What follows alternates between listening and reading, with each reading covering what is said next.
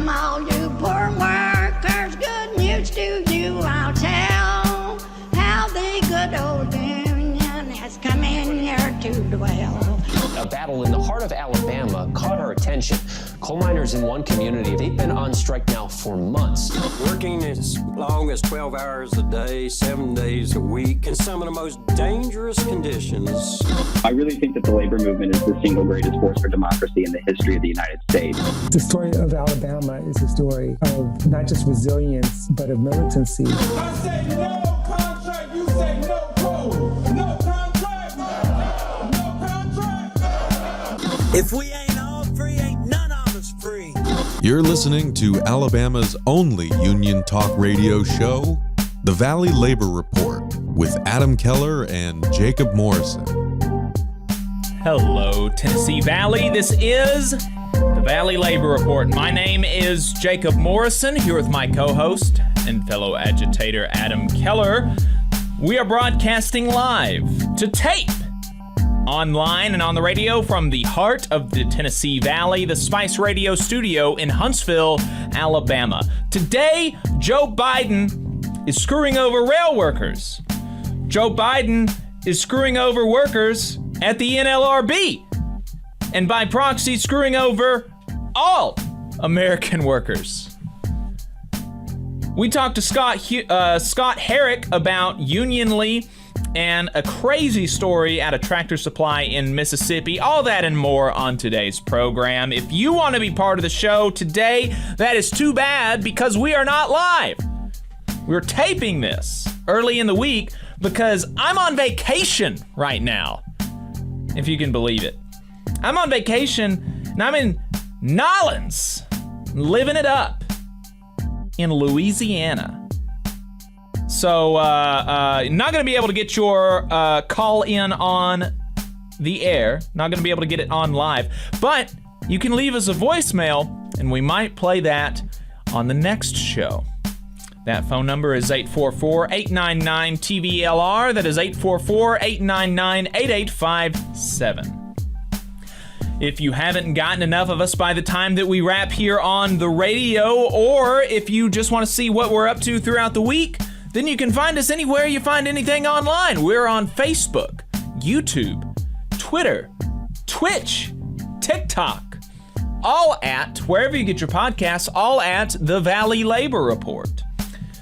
Just a reminder, your support helps us stay on the air. Our largest single source of funding comes directly from our listeners.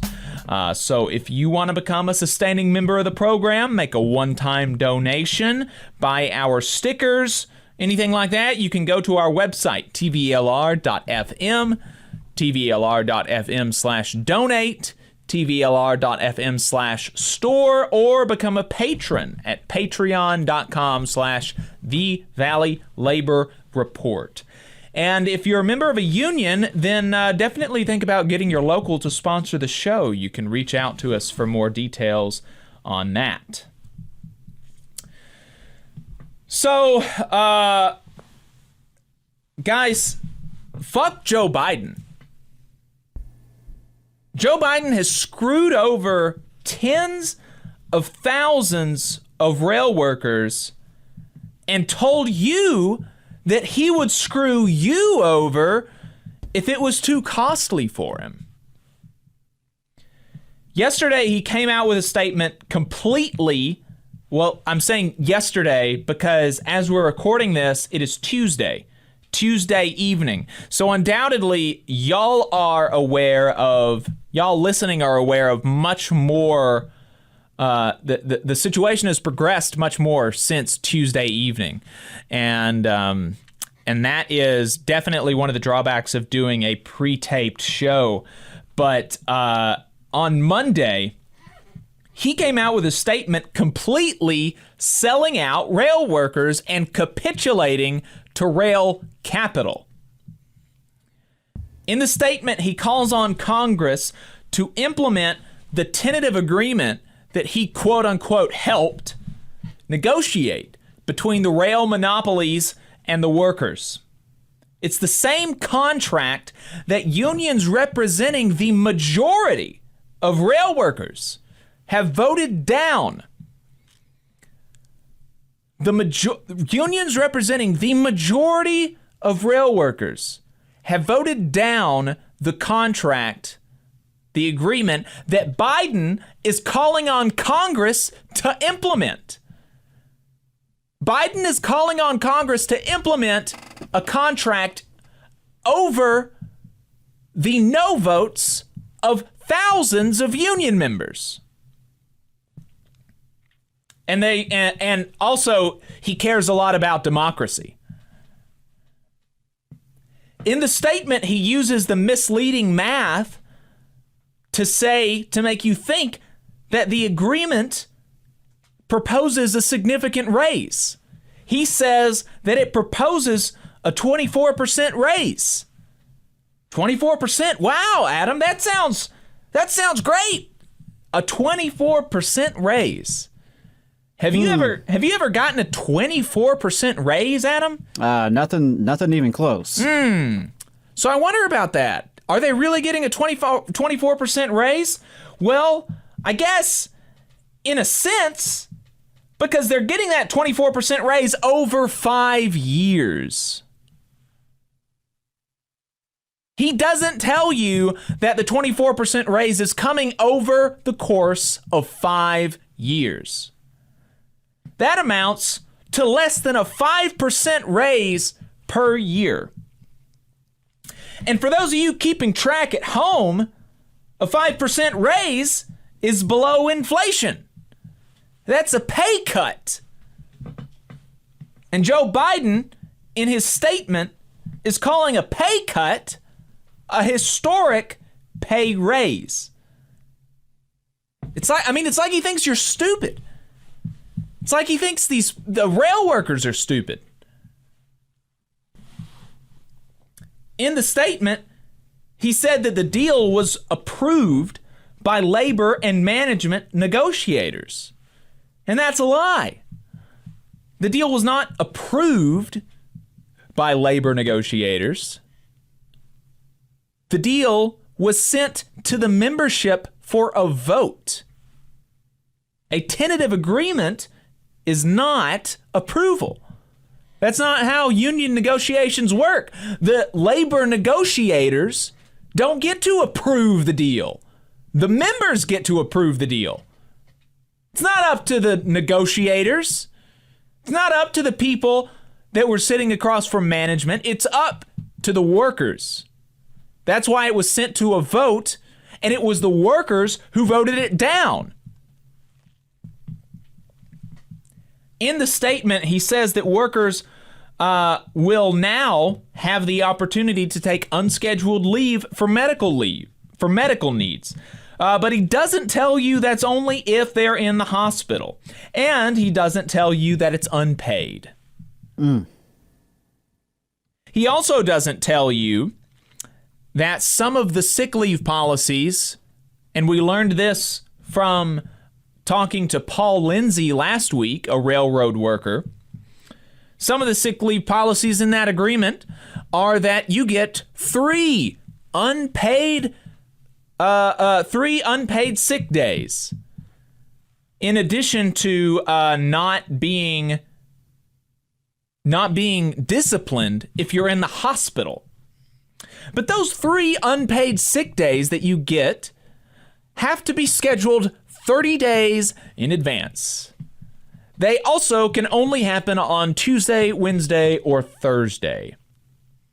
Well, don't you know, the flu only works 3 days a week. Right. He is right when he says in his statement that a freight rail strike would impact the economy.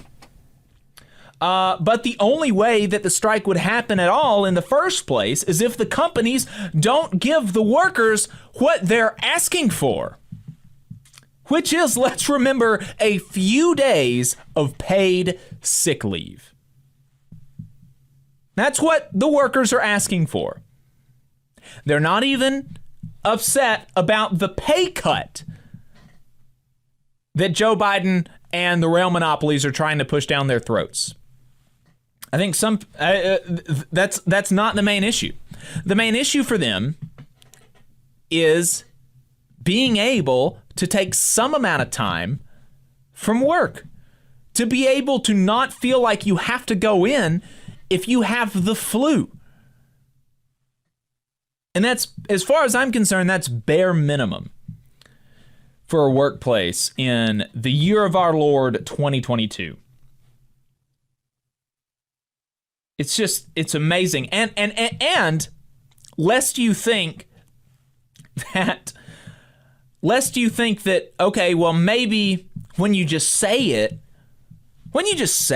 oh, they only want a few days of sick leave, maybe that somehow doesn't actually convey the cost of giving all of these workers paid sick leave. Maybe for some reason the cost would be prohibitive to these companies. In 2021, Warren Buffett, who is the owner of BNSF Rail, made more money in one day. Warren Buffett, a single individual person,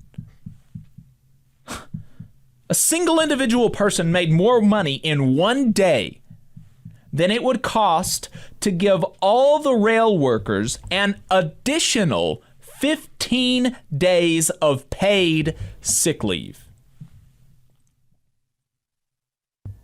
Every single one of these 100,000 some odd workers could have an additional 15 days of sick leave. They're only asking for 3 to 7, is my understanding. I'm hearing different numbers, or I'm reading different numbers, but it's always between 3 and 7. The union is only asking for between 3 and 7 days of paid sick leave. And Warren Buffett, with the amount of money that he made from BNSF Rail in one day, could pay for all of these people to have 15 days, double what they were asking for. 15 days of paid sick leave. And also I've heard the union say that it is less than 1% of the profit that they made in 2021. So don't believe anybody that tells you that it would be cost prohibitive to allow these people to take time off when they're sick. Because that would be a lie. In the statement that Joe Biden put out on Monday, he says that he is a pro-labor president. This is also now, we can say, a lie. This is, as far as I'm concerned, a which side are you on moment. And a pro-labor president would not force tens of thousands of workers to continue working without sick leave after 2 years of negotiations, after they've worked 2 years under an expired contract, after they've worked 2 years trying to convince their bosses under the antiquated Railway Labor Act and all of the diffusing mechanisms that it has for diffusing worker discontent. 2 years they've been trying to do this, quote unquote, the right way. 2 years they've been trying to do this, quote unquote, the right way. And the only reason that it's taken 2 years to do this is because these companies knew that this is what was going to happen. You get a Republican in there, you get a Democrat in there, probably we'll just be able to make them accept whatever we want to give them. And we won't have to give them paid sick days. Probably that's what's going to happen, whether there's a Republican or a Democrat. And if Joe Biden has his way, he would be proving them right. A pro-labor president would not force tens of thousands of workers to continue working without sick leave because billionaire robber barons are holding the country's economy hostage. A pro-labor president would either allow the workers to strike and put the full weight of his rhetoric and his bully pulpit behind them, or, and this would be an acceptable outcome as well, because obviously he is right that a rail stoppage would severely hurt the economy. It's amazing the power that workers have. It's almost like workers are the people that make the country run, not people like Warren Buffett. Because when Warren Buffett takes a day off, you don't know it. But if all these workers took a day off, you would know it. It would cost the economy $2 billion a day. $2 billion a day. That's the power that these workers have, and that's the power that Joe Biden is trying to stop them from using. So a pro-labor president would either allow them to strike and support them, or perhaps a pro-labor president would just double the union demands and tell the robber barons that if it ever happens again, that if they don't want this to happen again, if they don't want a pro-labor president to double what the union is asking for, that they should just reach a fair deal sooner. A pro-labor president would nationalize the rails. Because if it is so important to national security, which I think the rails are, if the rails are so important to the national economy, which I think they are, then they are too important to allow billionaire robber barons to control them. It's absurd. It's absurd that we allow Warren Buffett to control so much of the nation's economy. Who the hell is he? It's ridiculous. Hell, a pro-labor president might triple or quadruple what the union is asking for, and these monopolies would still have billions of dollars left over in profit. Just to rub salt in the wound, maybe he would. Maybe they would impose. Maybe he would propose imposing a contract that says not only are we going to quadruple what the union is asking for, we're also going to make you pay. The contract is going to say you got to pay, I don't know, $1 billion to the AFL-CIO.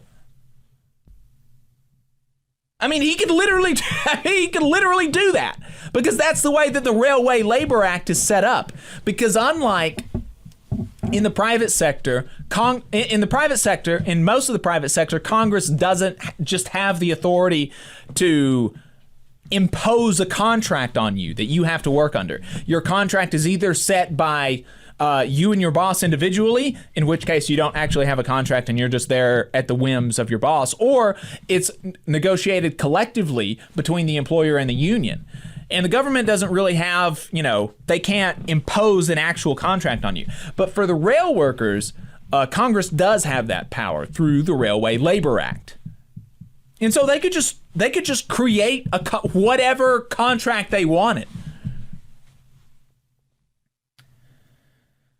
The insanity and political stupidity of this was made apparent immediately after the statement when Marco Rubio said that he would not vote to ratify a deal that the workers wouldn't accept.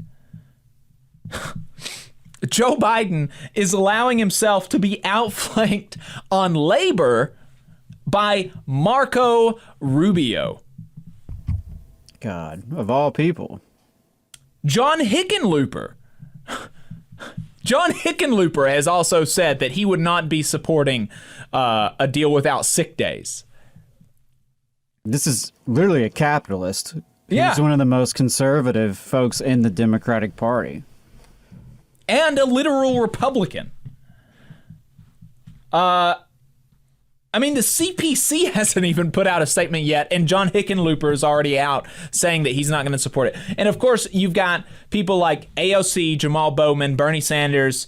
Of course, they're bright spots, and they're fighting for the workers to have sick leave.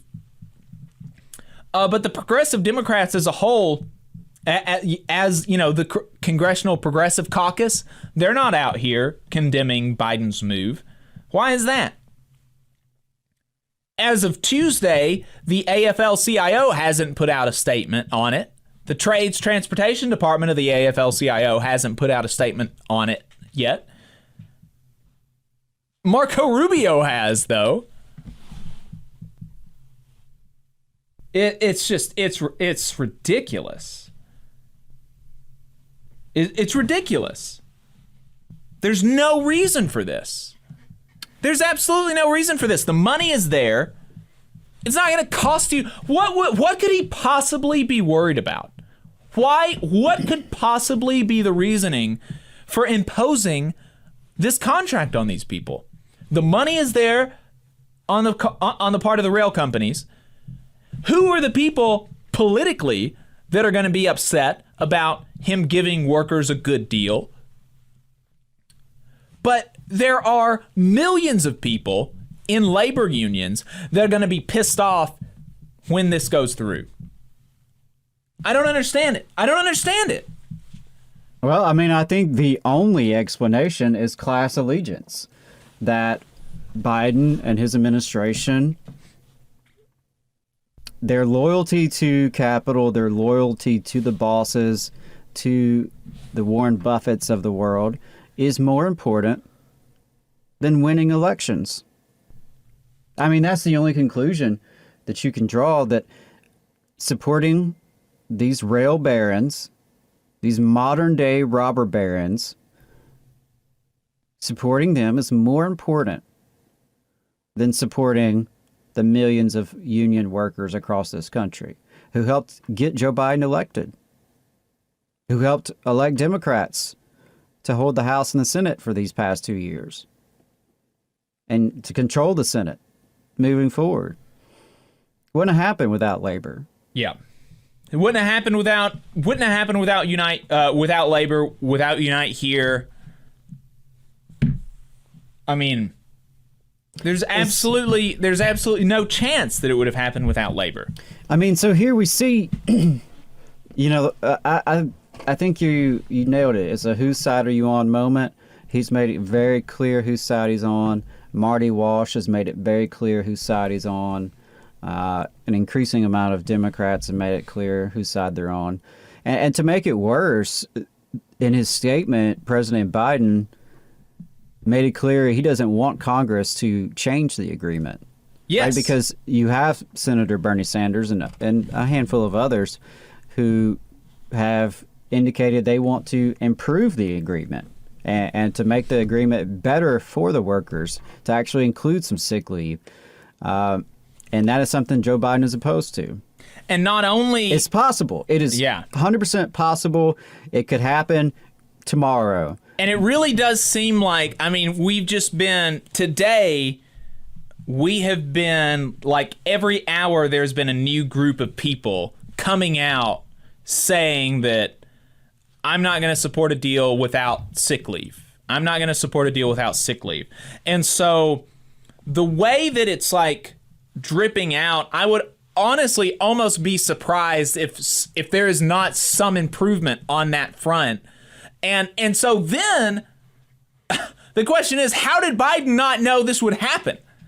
How did Biden not know that he didn't have the support in Congress to screw over the rail workers? And so he's going to look even worse than if the whole Congress had been behind him, because it's obvious the whole Congress is not behind him right now. I don't know. It doesn't. But all, you said in his statement he advocated that the deal not be changed, and not only did he just say the deal shouldn't be changed, but he specifically argued against changing it. Like he said, I know some, however well-intentioned was the words that he used. People maybe want to improve it, but that would risk delaying and whatever, and we shouldn't do that, and we need to make this happen right now. Why? Why would it take long? Just wherever the article about sick leave is, you just change the number from 0 to 7. Like, what do you mean? How would it delay it? Right. There's no delay when you are literally in the position to impose something. It takes you as long as it takes to, change that language and to impose it. Yeah. I mean, if he's worried about it, just send the PDF to me and I'll do it. I'll get it done for you the same day. Like, you send me the document tomorrow and I'll have it back with the right amount of sick days in an hour. It's ridiculous. It just, the thing that really pisses me off beyond seeing these workers thrown under the train, seeing these workers struggling for years for things that, it's absurd we're even having to fight for it. There is no such thing as a good deal that doesn't even have paid sick leave in the year 2022. Yeah. That's absurd. That is totally absurd. And beyond that, just the very nature of it, something else that does piss me off is I think to all the folks who told me that Joe Biden would be the most pro-labor, pro-union president of our lifetimes. And they've continued saying that even since he's been elected. While we've seen little to show for it, that line has been repeated over and over and over again. I even know people who are legitimately good union brothers and sisters who are effective advocates in the workplace who told me that. And now I knew better. I think anyone who paid close attention to Joe Biden's record over the past several decades, because it has been, about half a century he's been in office. It's Well, not and actually, a surprise. Well, you mentioned that. You mentioned that his half a century in office.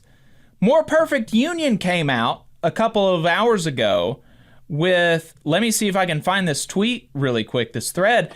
They came out with a report that back in 1992, Senator Joe Biden voted against ending a major rail strike. He argued that here's quoting from More Perfect Union, he argued that by intervening, Congress would be rewarding the railroad companies for years of bad faith negotiation. As a senator, Biden criticized intervention from Congress and the White House, saying that it assured the rail companies that the odds were stacked in their favor and confirmed the fears of rail workers. Senator Biden also criticized the Presidential Emergency Board, whose job is to mediate a deal between the rail unions and carriers by providing contract recommendations. Quote, "It is a reasonable system in theory that has turned insidious in practice." Everything the man said 30 years ago could easily apply to himself now. And I don't know if you caught this, but in Nancy Pelosi's statement, she actually explicitly named Wall Street. She said the rail industries have been squeezing the workers on the behalf of Wall Street just to make more money, just greed.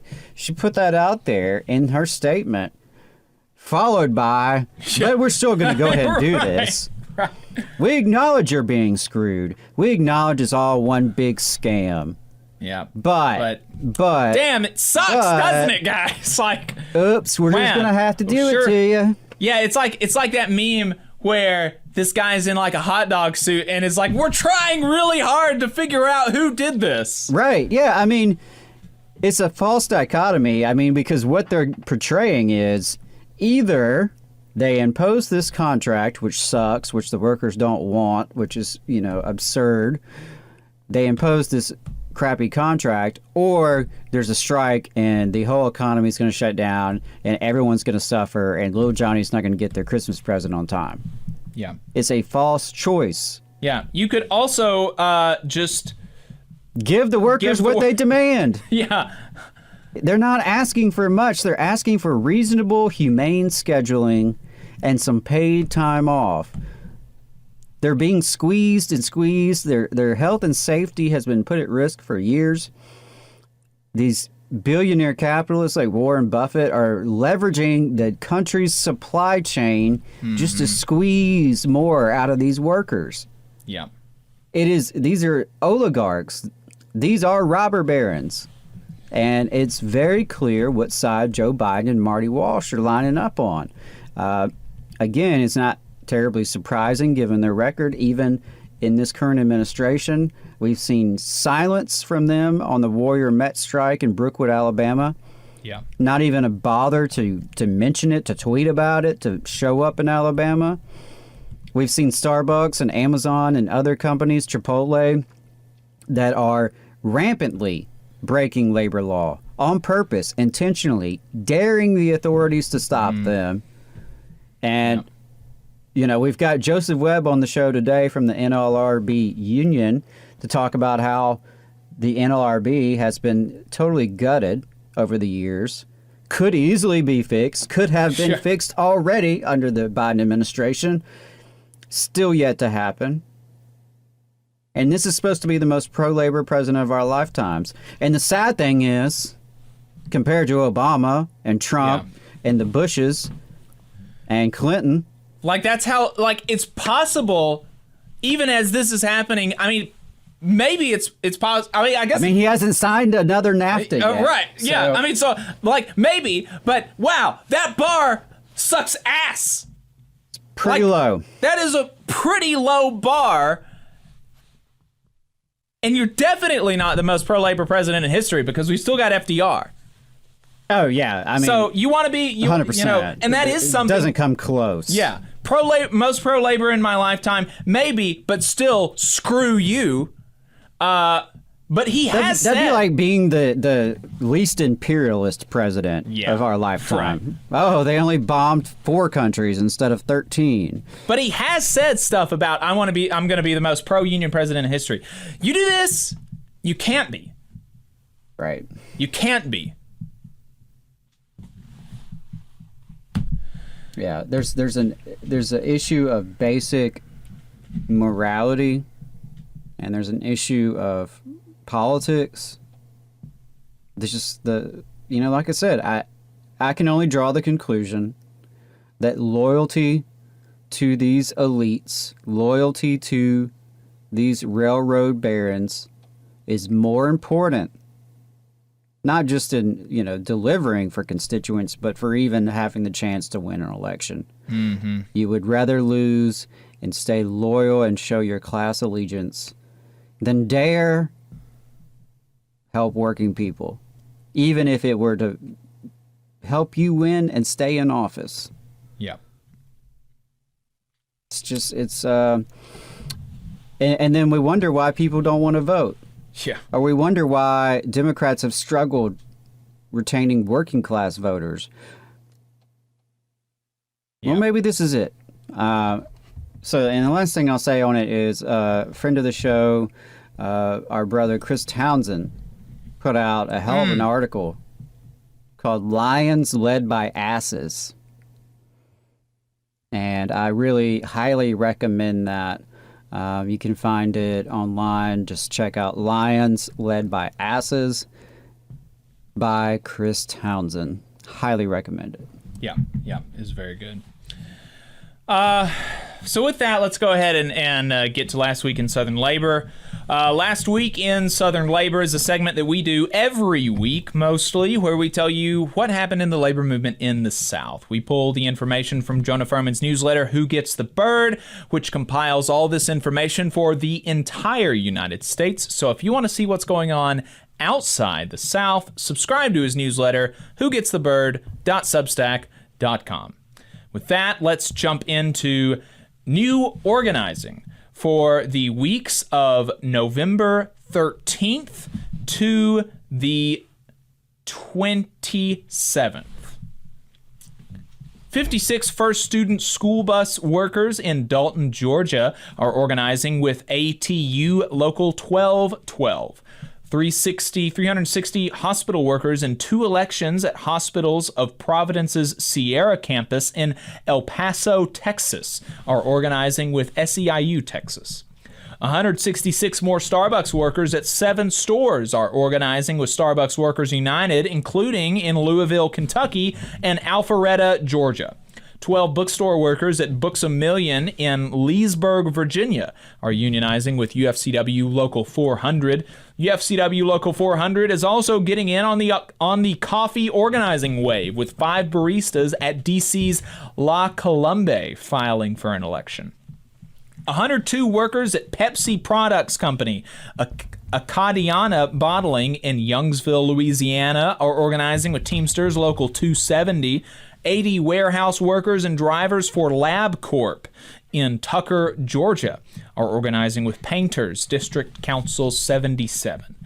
26 at 26 workers at Deep Roots in West Wendover, West Virginia, are unionizing with UFCW Local 711. 30 radio station workers at Charlotte, North Carolina's WFAE are joining SAG-AFTRA. 21 aircraft mechanics at the Elizabeth City, North Carolina Coast Guard Station are joining IUECWA. 21 workers who work for federal contractor Akima in Fayetteville, North Carolina, are unionizing with the machinists. 11 subcontracted fire captains at the Oak Ridge National Laboratory in Oak Ridge, Tennessee, are joining the IAFF, the International Association of Firefighters, Local I-101. 5 resident artists at the Sloss Furnaces building in Birmingham, Alabama, are joining the Boilermakers Union. Nice. Workers at the Amazon Air Hub in Hebron, Kentucky at the Cincinnati airport have gone public with their organizing drive. From the looks of it, it's not affiliated with the Amazon Labor Union or the Teamsters. In a promising sign, the AFA-CWA, the Machinists, and the Teamsters announced a joint effort to organize, rather than fight over, 3 different groups of workers at Delta, the flight attendants, ramp workers, and mechanics, respectively. Workers who tried to form an independent union at Lowe's in New Orleans have filed an unfair labor practice charge against the company after withdrawing their NLRB petition. It remains to be seen whether this means that the workers will regroup and take another crack at formal unionization. In South Carolina, hundreds of workers gathered to found the Union of Southern Service Workers, which is an outgrowth of the SEIU Fight for 15 movement. We had one win last week at the NLRB where 14 fiber technicians at it was one loss where 14 fiber technicians at Cumberland Electric in Clarksville, Tennessee voted 4-10 against, joining the IBEW Local 175. In strikes and bargaining, DC teachers just won a tentative deal with 12% raises over 4 years, after 3 years without a contract. As we just reviewed, Joe Biden is attempting to get Congress to ram through a deal over the workers' rejection. This month saw Starbucks Workers United's Red Cup Rebellion, a coordinated day of strike action across 110 stores, including several in the South, to coincide with the company's Red Cup Day, one of the heaviest sales days of the year, which inaugurates the holiday season at Starbucks. The NLRB is also petitioning the federal government for a nationwide cease and desist against the company, firing workers for their union support, which is already illegal, but our labor law is broken. Separate from the nationwide action, Starbucks workers in Memphis went on strike as well. For Black Friday, Amazon workers and allies across the world protested, including right here in Alabama. Elsewhere in key infrastructure strikes, about 800 International Longshore Association Local 1410 members at the Port of Mobile, Alabama are on strike against terminal operator CSA after promised federal mediation never actually started. The dock workers have been without a local agreement while the national ILA is gearing up to negotiate its new national agreement with CSA's parent company. Warrior Met UMWA members marked their second Thanksgiving on the picket line, and Kim Kelly has a dispatch from Brookwood, Alabama. Unite Here's campaign against massive hospitality contractor Sodexo escalated with 2 strike authorization votes among convention center workers, including in Orlando, Florida, plus other possible job actions in New Orleans, Louisiana. Maybe I'll run into them while I'm on vacation. After many years of pleading for funding increases, the NLRB has announced that the agency will have to begin furloughing employees if they don't get more funding, basically immediately. Since the GOP took back the House, this has to happen before the end of the calendar year. And since there's a debt ceiling deadline of December 16th, there's basically 2.5 weeks to get it done. The first week will probably be consumed with the rail strike. Speaking of federal agency dysfunction, Labor Lab came out with a great new report on LM20 non-compliance, which is the extent to which union busters and those who hire them break the law by not reporting on their activities in a timely fashion. Get this, more than 80% of LM20 filings were delinquent in 2021 and 2022, in case you are looking for another way in which the deck is stacked against workers trying to organize. And if that weren't enough, Rebecca Rainey has a report on the Mine Safety and Health Administration, where, you guessed it, underfunding and understaffing, plus other agency dysfunction, means that existing mines are not getting inspected, and new mines that should be opened in the wake of all the recent federal infrastructure investment will likely be delayed. But this basic non-functioning of agencies intended to protect workers' right to organize is, of course, not going to be enough for the GOP as they take over the House. The ghouls at Littler-Mendelson have a useful rundown of their predictions for a Republican House. By the time you hear this, you should already know the result in the UAW's first ever membership-wide election of national officers, because the deadline will apparently not change after a judge appears to have rejected a suit to extend the voting period due to very low membership awareness of the vote. According to a federal monitor, just over 100,000 ballots have been received out of around 1 million mailed. In the meantime, yet another story about UAW financial mismanagement has come out, this time from Dan Boguslaw at The Intercept, reporting on how the UAW strike fund is systematically underreported to the membership and invested in brilliant things like FTX-affiliated crypto venture capitalist funds, while leadership limits fund payouts to actual striking workers. The IBEW will have new leadership in 2023 in far less dramatic fashion, with President Lonnie Stevenson announcing his retirement and the executive board being shuffled around to fill vacancies. The Washington Post looked at the state of public sector collective bargaining in Virginia as several groups of workers move closer to winning legally recognized union contracts in the wake of the 2020 state labor law reform. Workers in many jurisdictions, like the Fairfax County Schools, are still fighting to win local ordinances. And also worth mentioning, the 48,000 strong University of California academic workers of UAW Local 2865, UAW Local 5810, and Student Researchers United have claimed the mantle of the year's largest strike. And with that, we are going to take a short break. On the other side, we are going to be talking to Joseph Webb, a field attorney for the NLRB in Birmingham and president of the NLRB Union Local 10. Stay tuned. We'll be right back.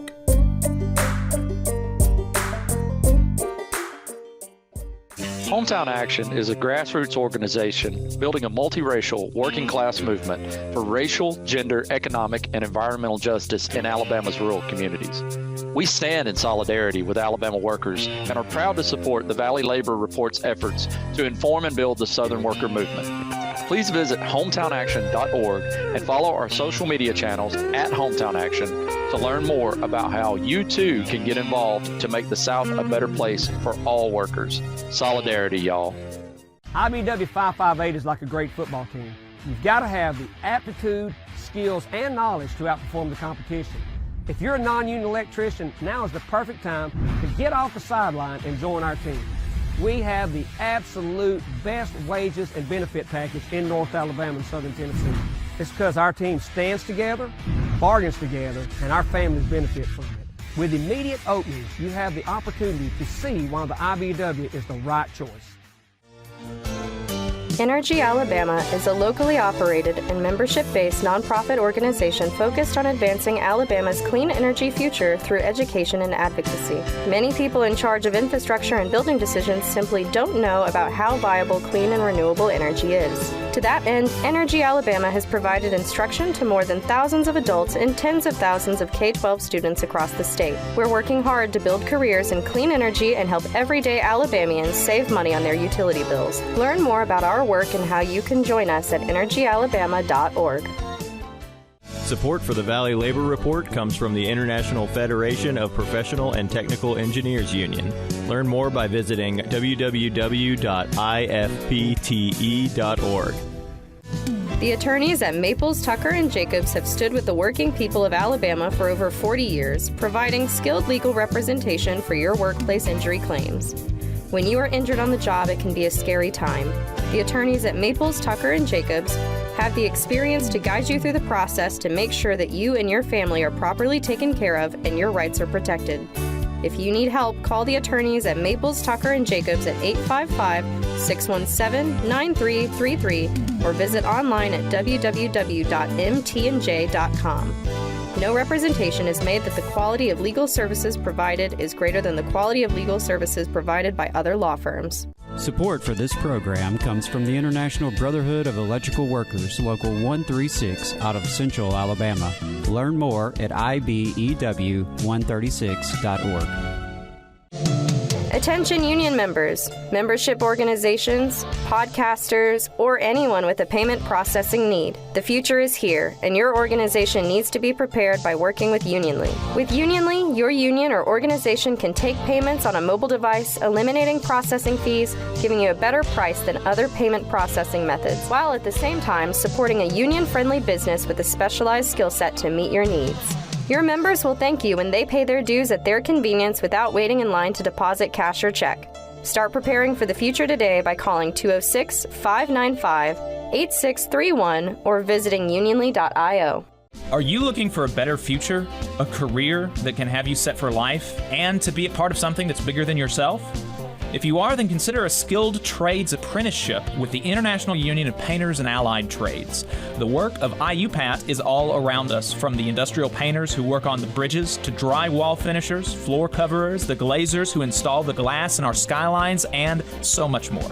With an IUPAT apprenticeship, you earn while you learn and receive benefits while learning the trade, including a pension. We provide world-class education free of charge. That's right, no student debt. Our starting salaries for apprentices that graduate is above the national median salary with benefits for entire families. And you have the flexibility to take your trade wherever you'd like in the country to work. IUPAT District Council 77 covers our entire region, so give Adam Booth a call at 205-603-3142 for more information. Again, that phone number is 205-603-3142. Come build a better future with us today and join IUPAT. Come on, you poor workers, good news to you I'll tell. How the good old union has come in here to dwell. Labor creates all wealth. All wealth should go to labor. And you are listening to the Valley Labor Report. My name is Jacob Morrison, and my co-host is Adam Keller. If you've got anything to add, you can give us a call or send us a text. The phone number is 844-899-TVLR. Again, that phone number is 844-899-8857. We are not live today, but you can send us a voicemail, send us a text. Let us know what you're thinking about the show. Let us know what you think about Joe Biden trying to screw over rail workers. And we might play the voicemail, read the text message on next week's show. So our first guest today is Joseph Webb. He is a field attorney at the NLRB. He is president of the NLRB Union Local 10. Joseph, welcome back to the Valley Labor Report. Thank you. It's a pleasure to be here. Glad to have you. Glad to have you. So you talked to us some time ago about funding issues at the NLRB, and from the looks of it, those have not subsided, have they? They have not. We are getting down to crunch time. If a budget is not passed by the end of this year, come January 1st, the NLRB will be $20 million short of funding for the next year. And over the last near decade now of flat funding, the NLRB has cut everything it reasonably can, with the exception of offices and personnel. And the general counsel and the chairman of the board have both warned Congress that if the budget is not increased by $20 million by the end of the year, that furloughs will begin at some point next year, which will it will definitely mean a loss of services for the labor community and for the American worker.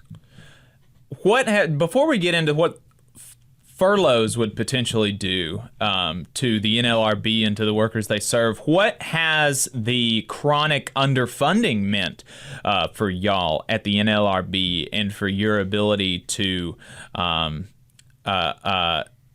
complete the mission?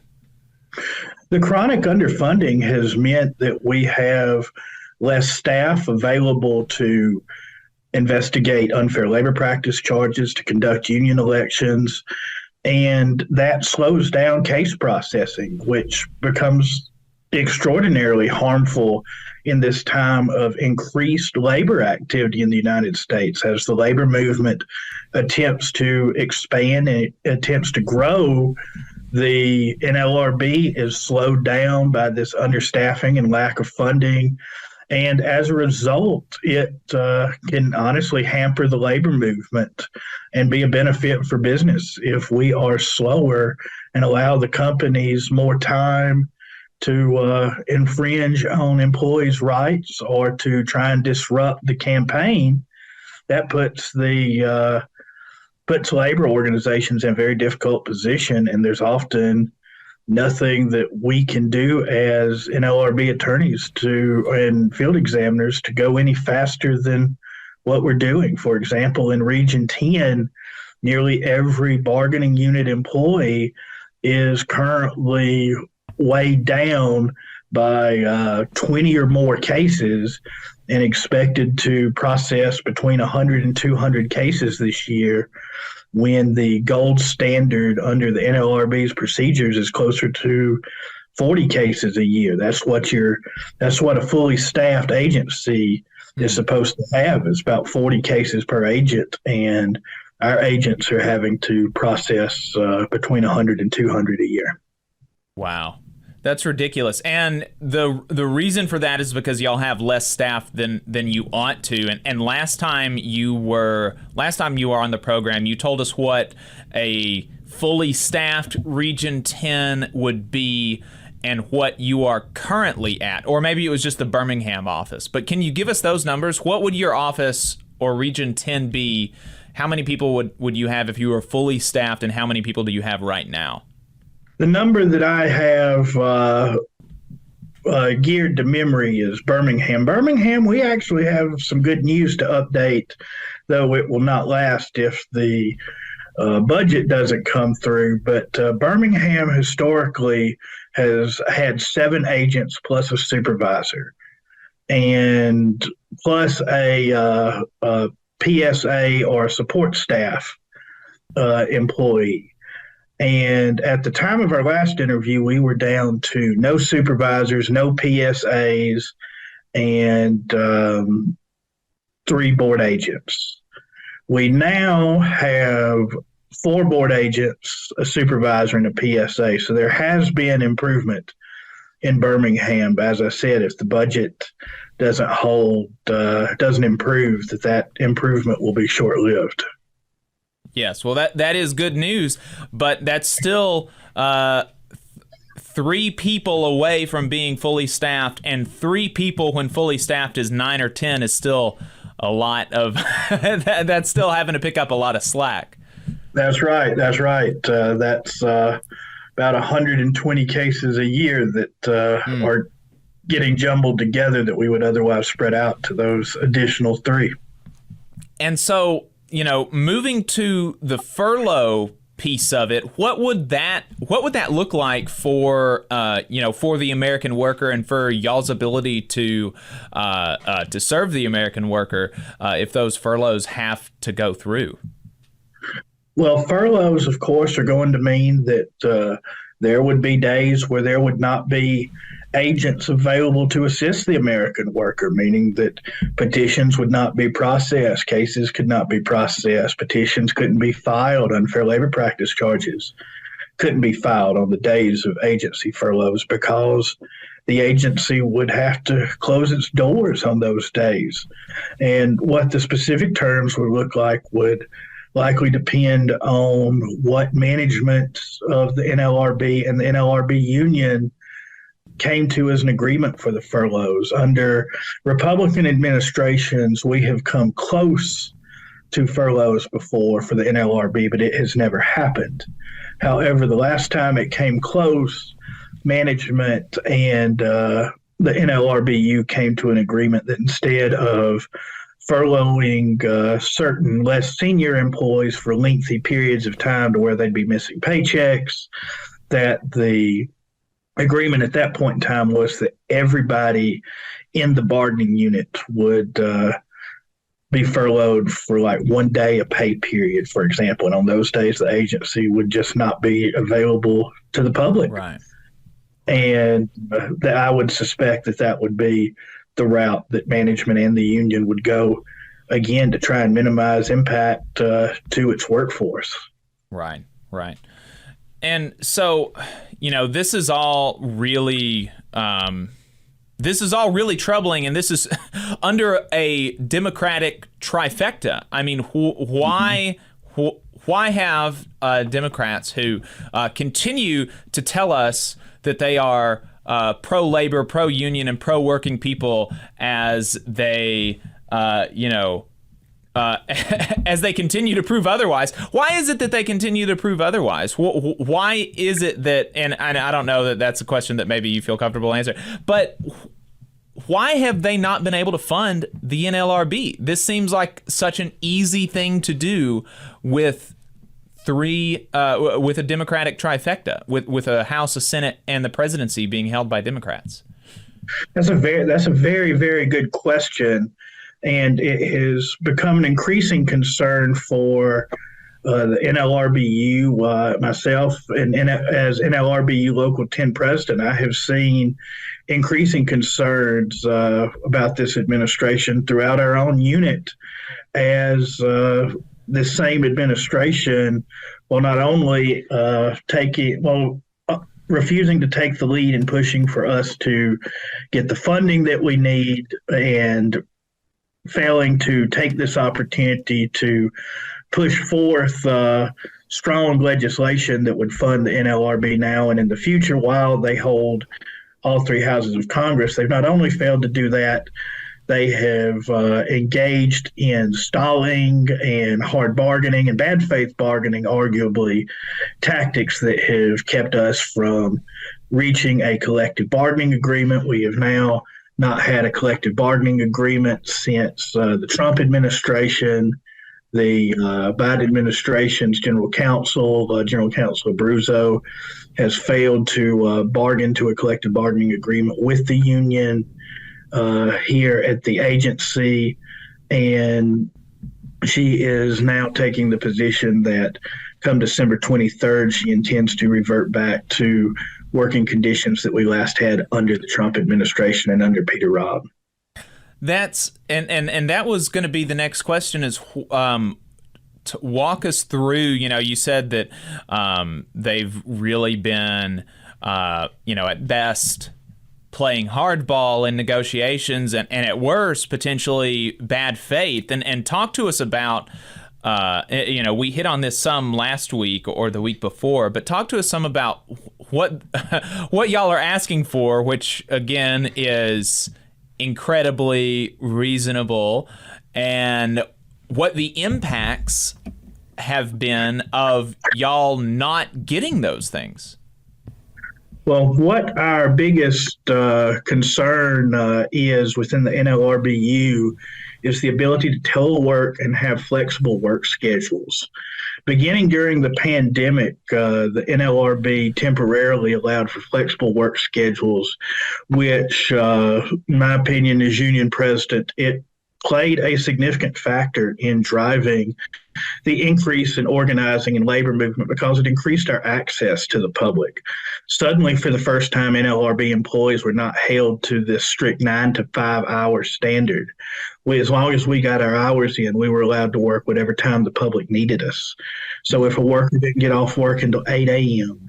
or didn't get off work until 4 a.m., we could meet with them by Zoom, like you and I are meeting today. We could meet with them by Zoom, by phone, at whatever time they needed to be able to help them draft a petition, to take their charge, to investigate their unfair labor practice claims, and to try and help them seek justice for workers under the National Labor Relations Act. And in addition to that, we were allowed full-time telework. Now, since the Biden administration has pushed for an end to COVID restrictions, the union and general counsel reached a temporary memorandum of understanding that allowed us for 5 telework days per pay period. However, effective December 23rd, in retaliation for us not agreeing to her proposals regarding other issues in the collective bargaining agreement, the General Counsel plans to revert back to allowing us only 3 days of telework. In addition to that, she has already taken away our flexible work schedules to where we can no longer be available to the public during whatever hours of the day that they need us. The General Counsel's policies have therefore restricted our access to the public, and they've also discouraged workers and many of our best workers from wanting to continue working in the agency. Many workers within the NLRB within the last year. And one reason Birmingham was able to get some more agents is because in other areas of the country, NLRB attorneys are leaving in droves. First, our funding was under attack by nobody in Congress being willing to act. And now the General Counsel who came into our agency proclaiming to be so pro-worker is attacking our working conditions and worsening them here in the agency, and frankly worsening our ability to serve the public. Another thing she has done is during the pandemic, we for the first time began being allowed to take affidavits and meet with witnesses and gather evidence via Zoom meetings.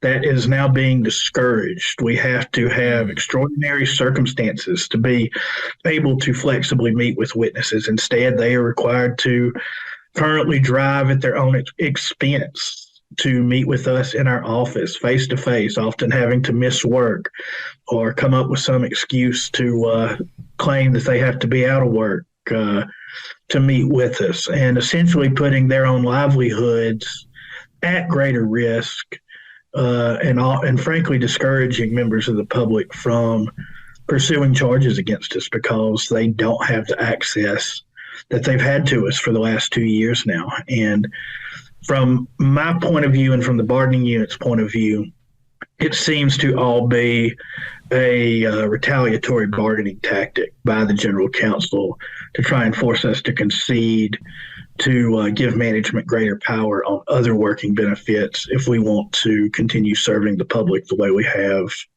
over the last 2 years. And so she's withholding that from you in retaliation for y'all not budging on other parts of the contract. What are those parts of the contract that y'all aren't wanting to budge on? Well, it's around 23. It's 23 various provisions of the contract. The last update I received from the National Union that anything from hours of work to bereavement to project telework when we have a project that we need to work on at home or work on without distraction, those type of provisions that in large part have been limited. Another one I'm leaving out is discipline, the disciplinary procedures. But the argument from the agency in many of these provisions is that she does not want agency management to be required to follow these guidelines anymore. They're wanting these provisions. They are demanding that these provisions go from the agency will or must do something to they may do something. In other words, turn all obligations into permissive subjects. Right. Wow. That's just I can't understand it. I can't understand it, Joseph. These people are totally, their reasoning is opaque to me. I can't I can't understand it. And and so y'all are wanting to try to get this collective bargaining agreement pushed through before the furlough, so that you've got, and you want to bargain over the furloughs as well, but also you want to be able to get a CBA before the end of the year because of the issues with the FLRA, the Federal Labor Relations Authority, which functions in some sense the way that y'all do for private sector workers, right? So the way that, so the NLRB is kind of the judge of private sector labor law. Well, the FLRA is the judge of federal government labor law. And they have had an issue where the FLRA is potentially going to be without a quorum. And so, because of, again, the Democrats' inaction in the Senate, because they have so far refused to confirm Ernie Dubester to a second term.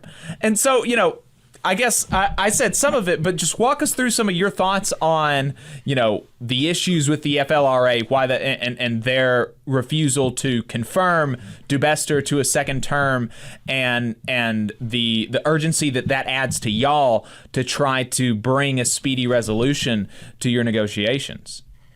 Right, you have nailed it perfectly.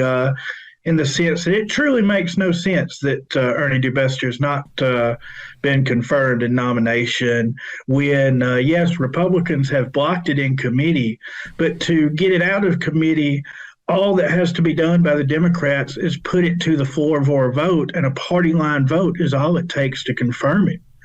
And the FLRA, just like you explained, just really quickly, just for people who are listening on, we're on 3 radio stations. One of them is a conservative radio station. Just so that people are aware, Ernie Dubester was confirmed unanimously to 2 prior terms to the FLRA. So he's not an unknown quantity. I mean, isn't that right, Joseph?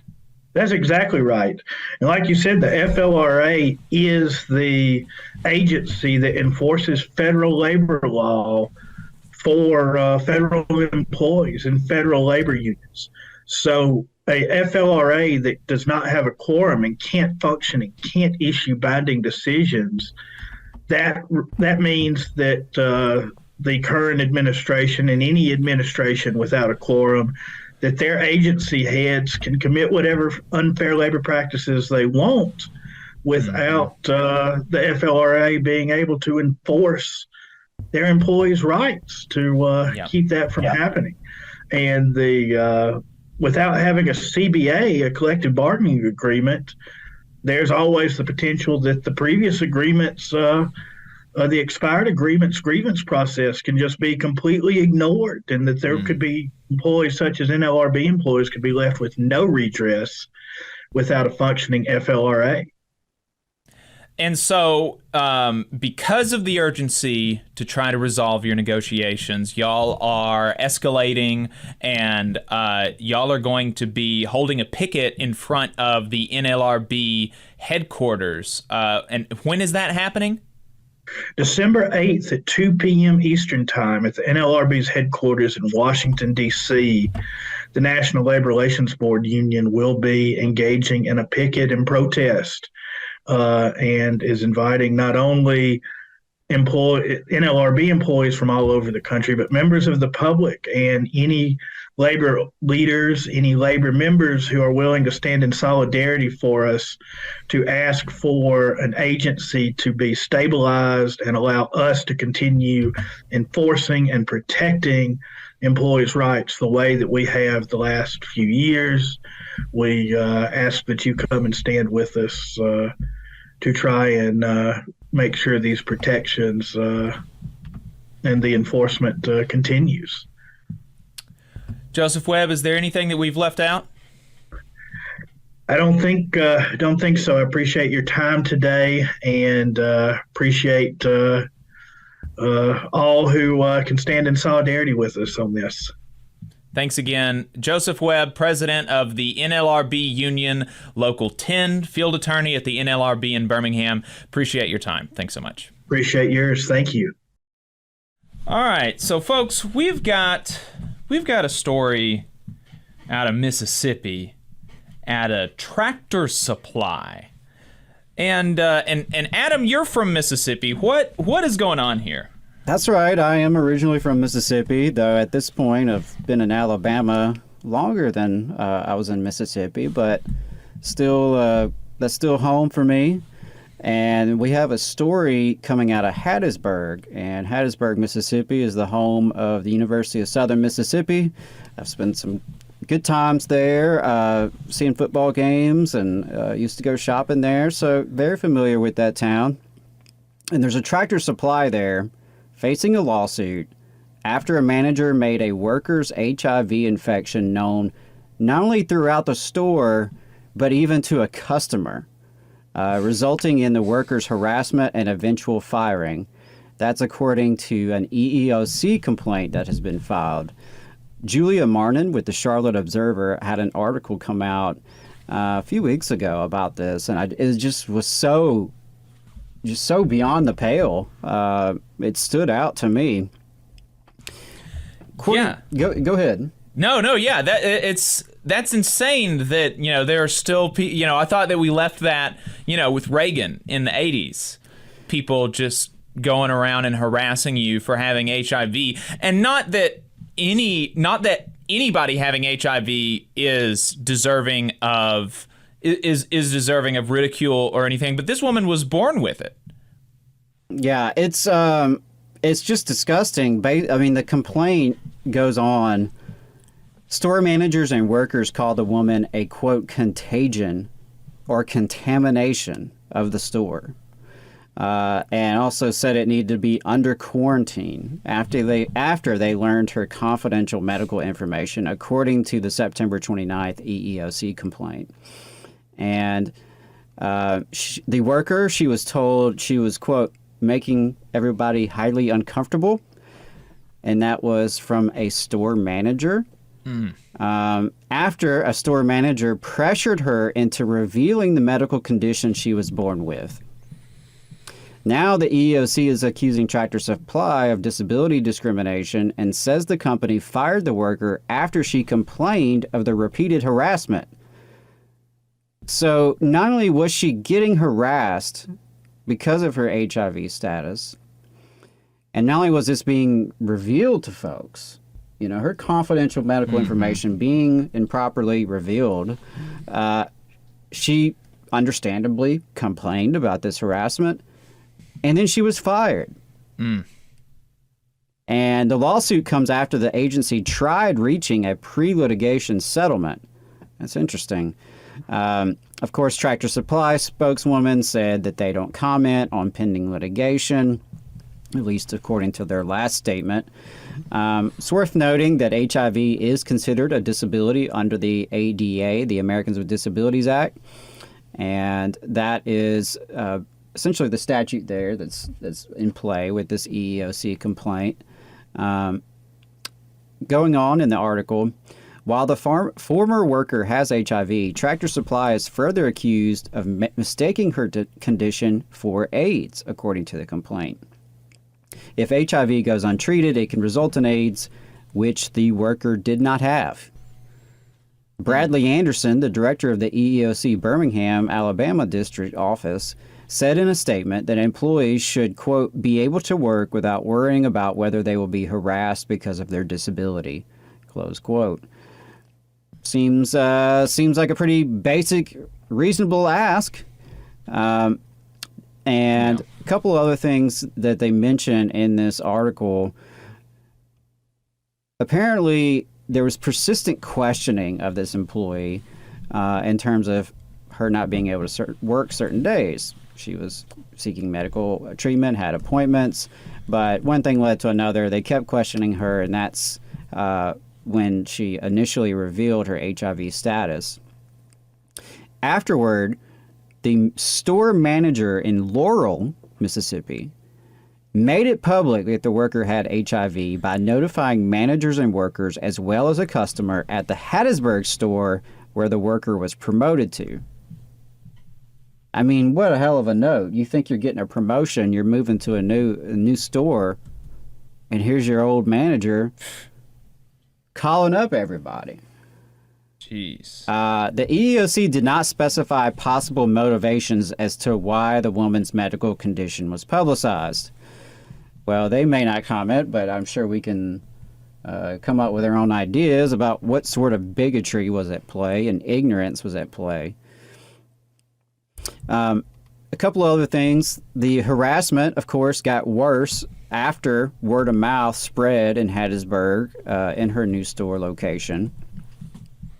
And Tractor Supply managers and workers would go, quote, out of their way to avoid her due to unfounded fears of HIV transmission, close quote, according to the complaint. Ultimately, she was terminated after after reporting the harassment, after complaining, asking for it to stop. And eventually, after the termination, she contacted the Equal Employment Opportunity Commission, and I'm very glad that she did. Yeah. And EEOC eventually filed a charge of discrimination. And so the lawsuit seeks to recover back pay and damages for the woman, as well as to have Tractor Supply prevent further discrimination from occurring. We'll see what happens with that, but I have never heard of something quite like that, where managers are running around telling people your health conditions like that. Yeah, that's just... And even customers finding out. I mean, just how awful. Awful.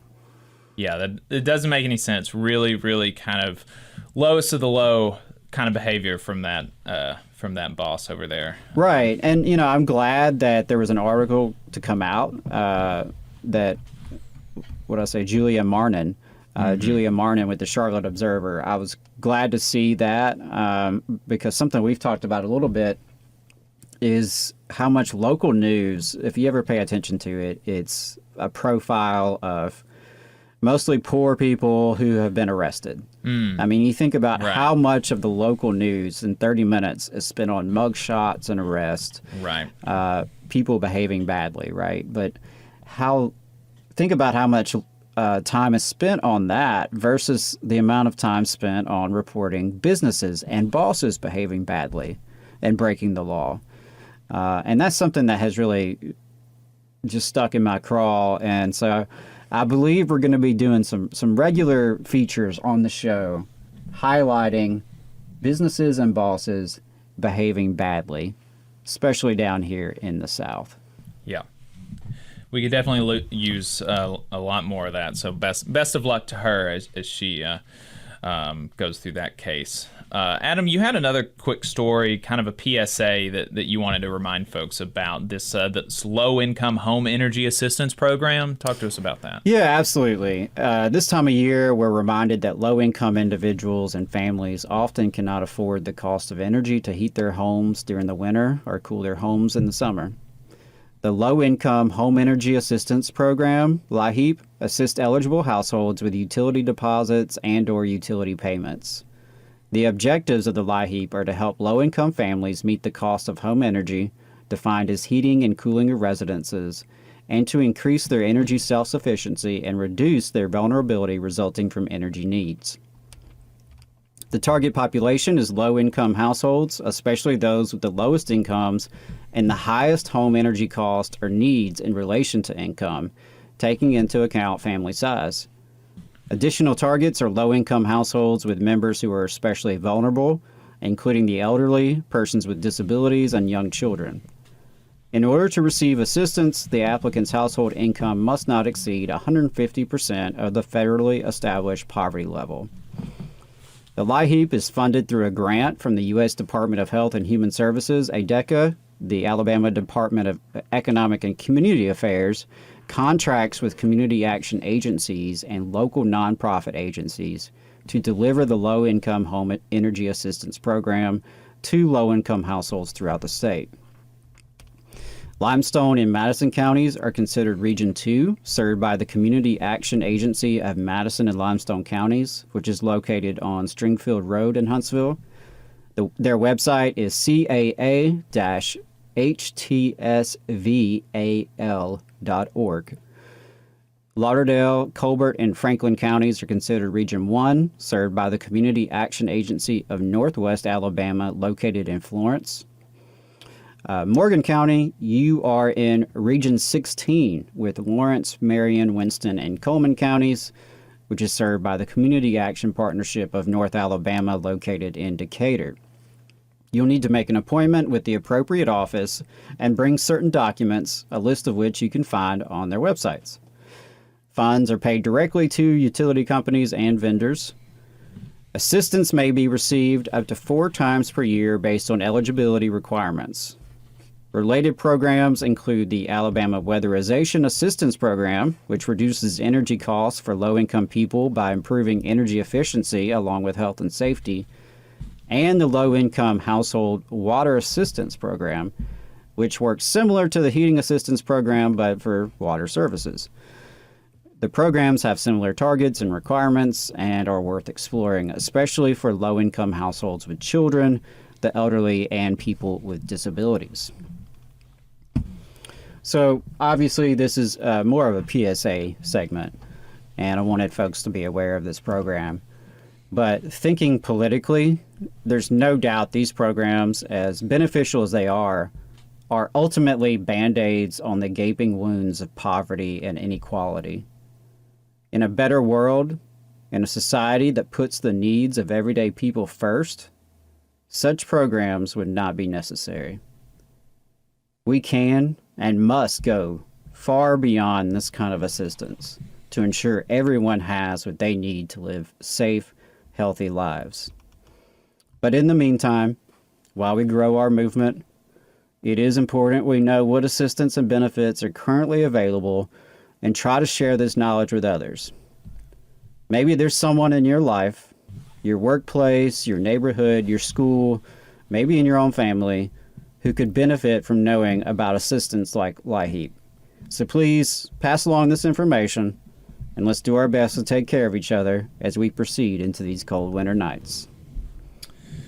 And with that, we're going to take a break. On the other side, we are going to be talking to Scott Herrick, founder and CEO of Unionly, about what they can offer your local union. Going to be talking about, and then we'll be going into overtime. So stay tuned. Don't go anywhere. We will be right back.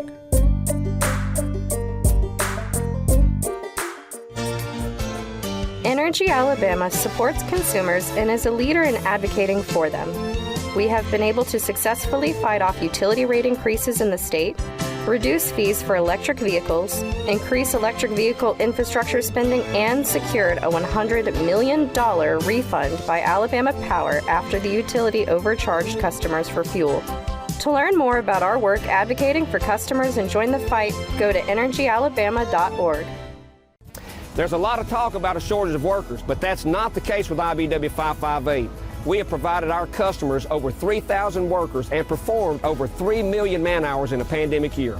With 8,000 OJT hours, 900 classroom hours, OSHA 30, and a state license, our members receive the equivalent of a master's degree. That's what makes IBW 558 the right choice for your electrical needs. Look us up at Facebook or at IBW558.org. North Alabama DSA is looking for folks to work for a better North Alabama. They prioritize mutual aid, municipal activism, and union solidarity. Contact them on social media or dsanorthalabama@gmail for more information. Support for this program is provided by the International Association for Machinists and Aerospace Workers, Local Lodge 44 in Decatur, Alabama. Learn more at iamaw44.org. Hometown Action is a grassroots organization building a multiracial working class movement for racial, gender, economic, and environmental justice in Alabama's rural communities.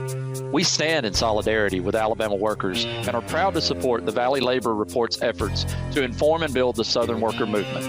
Please visit hometownaction.org and follow our social media channels at Hometown Action to learn more about how you too can get involved to make the South a better place for all workers. Solidarity, y'all. Support for this program also comes from the Iron Workers, Local 477. So if you are looking for contractors with lower than average EMR and TRIR, they tell me that if you need to know what those mean, then you will. Or if you need to supplement a workforce at any level for any amount of time, short or long term, if you need iron workers that come trained and certified at no extra cost, or if you need workers from superintendent down to general laborer, and you're looking to start work on a project, or you're unhappy with your current contractor situation, you need to call my friend Jeb Miles with the Iron Workers Local 477. They only work with the best in the business, vetted contractors, and can do all kinds of jobs from roofing to steel and bridge erection, from welding to heavy rigging, from structural repairs to machinery alignment, and much more. They supply manpower on 4 of the 5 largest projects in North Alabama, so you know they're legit. If you need good quality, safe, efficient, diligent, and knowledgeable workers on your job, then you need the Iron Workers Local 477. Call Jeb Miles at 256-383-3334 or via email at local477@bellsouth.net, and make sure you tell them that you heard about them on the Valley Labor Report. We're the nurses, firefighters, and claims representatives that help keep our government services running. We respond to natural disasters. We care for our nation's veterans, and we investigate discrimination in the workplace. We are federal and D.C. government workers, and we are proud to serve the American people. Working in more than 70 agencies across the government, we know we can fulfill our mission because our union has our back. Learn more at afge.org. Paid for by the American Federation of Government Employees, AFL-CIO. Support for this program also comes from the Mid-South Council of Retail, Wholesale, and Department Store Union. Learn more at rwdsu.info. Come all you poor workers, good news to you I'll tell, how the good old union has come in here to dwell. Alabama's only union talk radio show. This is the Valley Labor Report. My name is Jacob Morrison. My co-host is Adam Keller. If you've got anything to add, you can give us a call, send us a text message. The phone number is 844-899-TVLR. Again, we are not live today, but if you want to send us your reactions, we might read it off or play the voicemail on the next program. Scott Herrick is our next guest. He is CEO and founder of the unionized payment processing service, Unionly. Scott, thanks for taking the time to talk to us. I appreciate it. Hey, how's everybody doing? You had a good Thanksgiving? Yes. Yeah, had a great Thanksgiving. How about you? Yeah, it was great. Only gained, I think, 5 of the 10 allotted pounds I had for myself. So, down a few from, years past. I was about 10. Gain 5, so I'll take it. Yeah, well, I think, gaining 5, I think that works. That works fine, because I read that after Thanksgiving, you're supposed to set your scale back 10 pounds. So I like that. Yeah, like a daylight savings kind. Yeah. I think I heard that too. Yeah. So it's actually right on par. Yeah. Yeah. So in a sense, you might even say you lost weight if you set your scale back 10 pounds. I like it. Yeah. Yeah, that's good. I like the way you think. That's good. Official. You heard it here first. Yeah. There you go. Thanksgiving scale savings time. There you go. Yeah, so, Scott, there were a couple of things that we wanted to talk to you about this week. And the first is we wanted to talk about local union bylaws. And that is, I can feel some folks in the audience going to sleep already. But bylaws, they really do have an impact on the way that a local operates, right? Mm-hmm. Yeah. And it's interesting. And like you said, people think that, it's boring. I think that's also why it's important to bring up, because no one thinks about them or wants to talk about them or change them, then they aren't changed for a year, becomes 5 years, becomes 10 years, becomes 50, And obviously, with the way things are changing so rapidly now, there are things in bylaws I've seen handicap locals across the country so many times, like, oh, this is just the way it is. And you're like, well, right, but why is that? It's like, oh, and I can see why people wouldn't change it because it's such a institutionally, integrated aspect of it in reality. But to me, it's important to go back to that to say, well, maybe we should change these simple things that will not hamstring us on a day-to-day basis. And so, what are some of those things in bylaws that you have seen hamper the ability of unions to get things done? The biggest one is that there only paper can be used. That's one I've seen that's maybe a little more not outrageous, but limiting is, it has to be done. Only payments or anything of that nature can only be done in the mail, only be done by check. Sure, you can also do that if you really want to, but to say that it was all things that were created, bylaws that were written and created before the internet. But why would they say, hey, in the future, when someone makes this internet thing, we should use, so they're all written before the digital age. But now that has changed and you're limiting yourself to paper only, I'm like, well, that's kind of wild, right? That's a big one I've seen. Just around things of that nature, the timing of it, not being allowed to use anything related to the internet for it. The processing fee side of it, I think they had to relate with stamps or shipping or something, but I've seen ones where basically any fee outside of or above the dues is not acceptable, even though it's not paid to the union, right? So it's that's something I've seen limit as well, where it's basically just all things that don't match up with the digital age and the current age we're in. That probably made sense at the time, but here we are 10 to 50 years later, and it's important to update it to account for the changing times, and especially as we enter into as we're into a new wave of increased technological development and are about to enter into one that is even faster. It's kind of time to say, hey, it's time to go, right? Mm-hmm. And what are some things that you would say to union members that what are ways that they can ensure that their union does keep their bylaws up to date? To have this conversation, to review it, to look at some of the more limiting ones. I think maybe to look at when they were originally written or when they were updated, when major changes were made. I think to start with, it'd be when was the last time they were updated, right? That could be an interesting one. Was it last year? Was it? And if it was updated recently, what was that update? Not like go buy your new edition history book, where Western civilization was updated every year because that company needs to make money. They rewrote the book. Not that kind of update, right? But like an actual one. Right. And oh no, go ahead. Yeah, that's it. And so the other thing that we wanted to talk about is that something that y'all have been doing a lot of recently is helping locals get off of payroll deduction. And I think in one sense, payroll deduction can be very helpful for local unions. It takes a bit of hassle off of the officers, and it just sets up this automatic payment, and the local doesn't have to worry about it, and the money is coming in. But it's really a double-edged sword because that gives the employer the ability to hold those payments over the local in the event of contract negotiation stalling or in the event of a strike or something like that, right? Yeah. I mean, it's at least in my estimation, the biggest lever and control they hold over the union as a whole. And we've actually helped out with several scenarios where they cut payroll deduction, they stop it, and effectively defunding the union overnight. And then our clients have come to us and said, hey, they're scrambling, which I can understand, and we've helped them out and replaced that, where they've then had, established their new agreement, went through the bargaining, got their new contract, and they said, all right, sorry, we're going to go back to it. And I'm like, well, why would you give them back that control? And they're like, oh, we've never thought about that. So to me, I get that at certain levels, it's hard to go away from that. But to me, it's just the choice, right?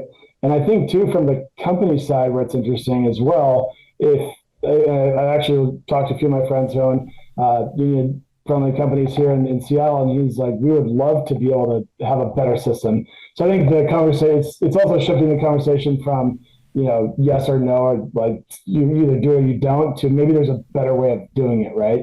So whether that's through the employer helping establish the means for digital payments to be made, because the goal is to get to fund the union as quickly as possible and to keep that consistent, right?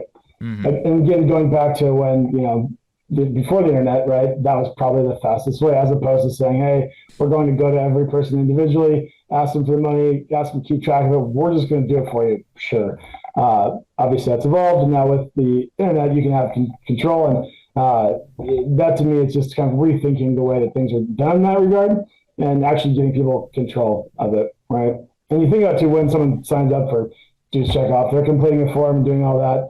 And again, you can still do that on a physical piece of paper if you really had to or wanted to, whatnot. You can also do it digitally, but you're basically saying, I agree to a recurring payment, right? So instead of putting that into someone's hands, one person usually, or a team of 4 to 10 who are spending an inordinate amount of time doing it, maybe it's right, maybe they care, maybe it's wrong, maybe they don't. You could have control of that yourself to say, I can go in, I can track this. Here's when I paid my dues. I want to stop this. I want to change it. So both sides can still have the same outcomes, but with more control and actually faster funding and more control. So, yeah, and I think that it's the process is still very similar to the payroll dues deductions, and that, like you said, you're making a regular payment. It's just not coming through the employer, and so the employer doesn't have doesn't have access to those funds in the same way, and it's taking them out of it. The money's going straight from the employee, from the member to the union. Yep. And it's and that's kind of what's happening anywhere. They're giving, so but there's that. And then to me, talking to people I have here, the amount of people that they employ that do that, the amount of time it takes them, and the amount it costs the company that could be going towards people, it seems like that could be argued on that side as well. So it seems to me that there's reason for both sides to want to change, right? But obviously, kind of by nature, they're not set up to communicate, which makes perfect sense, which is fair. But to me, it's like, what's the company's goal? To make money at a base level, right? What's the people's goal? Be treated fairly, great. Ultimately, it's efficiency and control, right? And to me, it's like we have one client that they have members are part of 42 different employers, and each employer does the process a little differently, and it's all paper, and they'll send pictures of Excel sheets in the mail or handwrite something out and be like, here's our list of like 500 people, and some of them have between 500 and 1,000 employees, and it's done 42 different ways to all into one local every month. So good luck. The odds of that happening accurately, and it's crazy actually. Then we were on the phone last 2 weeks ago, and as we're on the phone, a member came in and said, hey, I just went to our meeting to vote, and I was basically kicked out because they said I hadn't paid my dues, but I was told that I was by the company. And he said, oh, yeah, and it was basically because something got lost in translation or lost in the mail. He went to the meeting, went to vote, and they kicked him out, and I'm sure he was embarrassed, but he came in and he said, hey, well, you actually come talk to me. We're thinking about finding a way to do this better. And the guy was like, yeah, please do that. Thank you. So it was pretty crazy to hear that live. To me, that's really where it matters, right? Sure, that's one story, but how many times has that happened where, oh, sorry, there's a clerical error, so you can't vote, or you have to go home. Even thanks for driving an hour. I don't know. So to me, that gets me pretty fired up to even hear that one story of like, that shouldn't happen, right? So and it doesn't need to. So it's a win-win all around. So Scott, if somebody's listening and they are interested in, seeing about using the service that y'all offer in their local, how can people reach out to you and find out more? Yeah, you visit us on our website, contact us. You can call me directly. I'd be happy to put my cell phone on the notes in the chat if you want. Scott@unionly.io.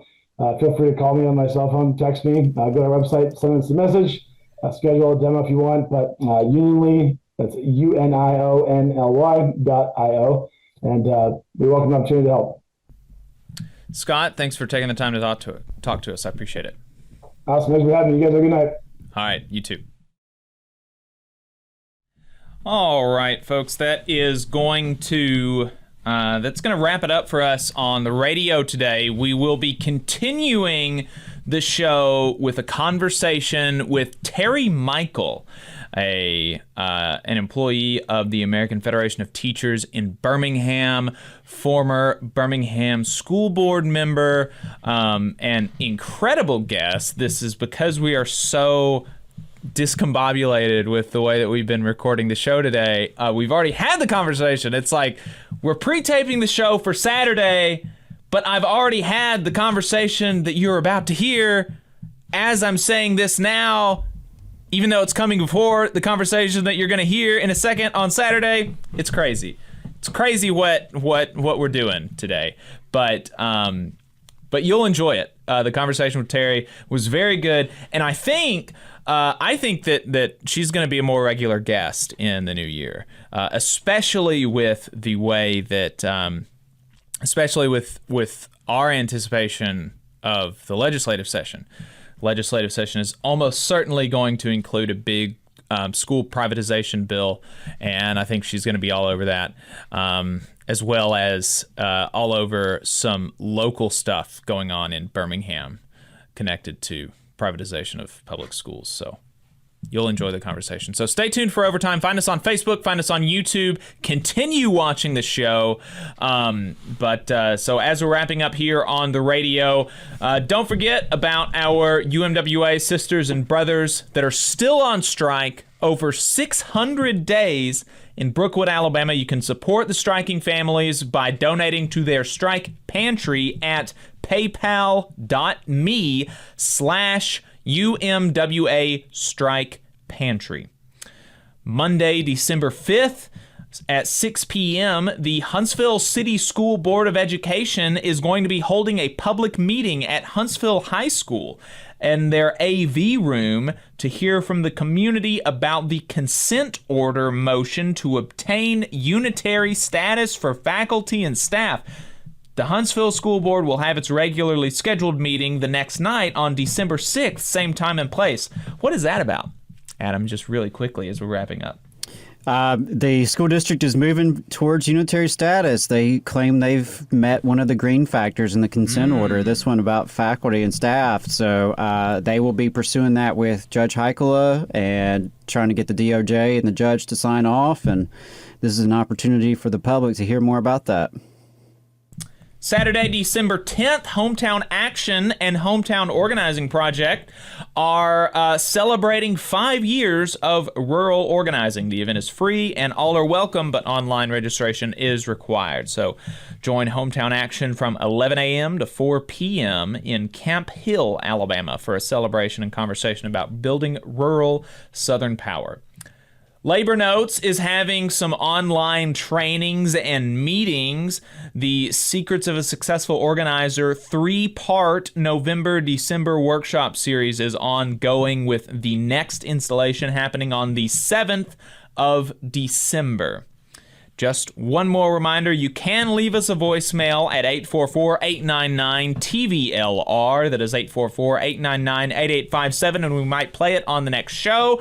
You can buy our stickers or give us money on our website, tvlr.fm. And don't forget to like, subscribe, and share the program. Rate it on your favorite podcasting apps so that we can get into the ears of as many working people as possible. All power to the workers.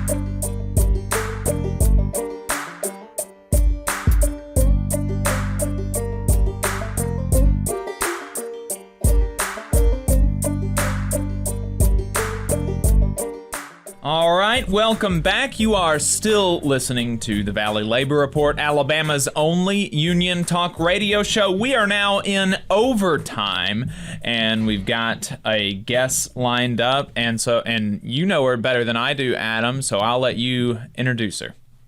Absolutely. So I wanted to introduce Terry Michael, and I'm excited to have Terry on the show. One of the things that I really like about Terry is that she is a tenacious activist.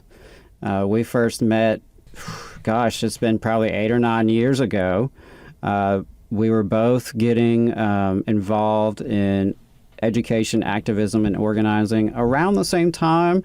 I was still kind of getting my feet wet as a teacher, and Terry had already been active in the Huntsville City Schools arena, as well as the statewide arena. So we have known each other for several years, been in the struggle together, fought a lot of the same jerks together.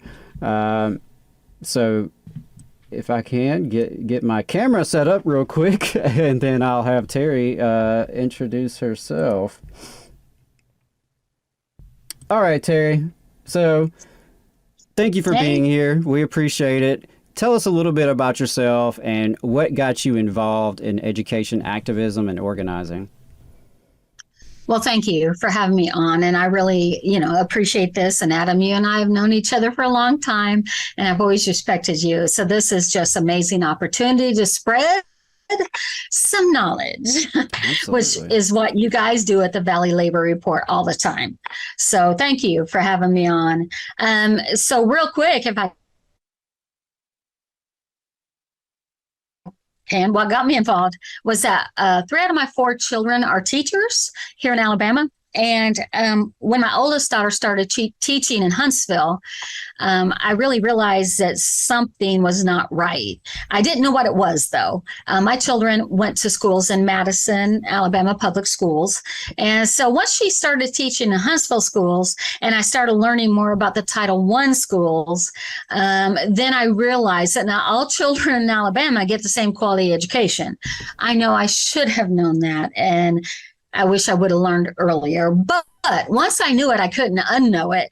Right. And so that's when I started really fighting for all children. I believe, when you're talking about, being punished by your zip code or whatever, I felt like children in public education weren't getting the quality that they should based on where they live. And so to me, public education is the foundation of our country. 90% of people go to public schools. And look at what we have done. Look at what the people that have graduated from public schools in our country have done. We've produced some of the top scientists and doctors, and I won't go on about it because we all know. So when they started talking about our schools being broken, I'm like, what? Something's broken, but I don't think it's our schools. And that led me to the privatization movement. And that's when I learned, that there really was an agenda there to label a lot of our schools as failing. So, what I say is there's a lot of money to be made in failure. Mm-hmm. And that's how I got started back in 2012 in Huntsville. In 2014, I came to Birmingham because AFT, the American Federation of Teachers, were running into me all the time at the legislature and everywhere else. And they're like, we need to hire you. I'm like, okay, I can get paid for this. So that kind of put me on the path of where I am now. That's outstanding. Yeah. I think you and I sort of entered into staff roles also around the same time, which was interesting, you with AFT and me with AEA. So I wanted to switch gears a little bit there. You mentioned AFT. Could you talk to us about, first of all, what is your role with them? What do you do? And just give us a profile of the union. Talk to us about who are your members? What do y'all do? Well, I am so excited to be working for AFT. The amazing thing is that the work that we did through the pandemic in representing for our members and making sure we had clean schools, that we had, a safe environment, that the PPE was being readily available, all of those things, we really fought for. And when we felt like that these things weren't being provided, we're able to apply that pressure. And the school system stepped up and then provided. So also with the emergency family leave and other things that the CARES Act provided for, we were one of the first ones actually to notify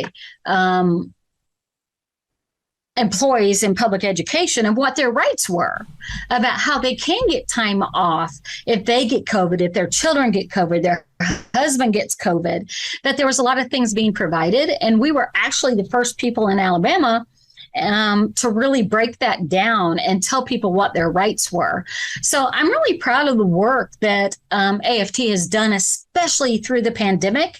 And it has been reflective in how our membership has grown since then. It's really been incredible in that we have so many people leaving the profession. In particular, the older teachers are retiring because they're like, this is not what I signed up for. Education has really deviated from educating our children and has gotten into the weeds. And so even though that was happening, AFT was able to actually increase our membership, which was amazing in a right to work state.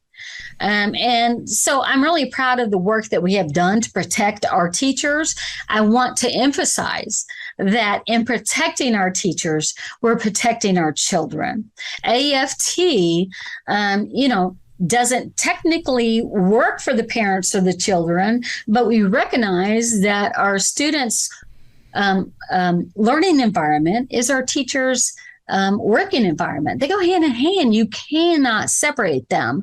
And that's why I do what I do, because I have not compromised my thoughts, my speech, my intentions. Everything that I began in 2012 just naturally rolled over into AFT.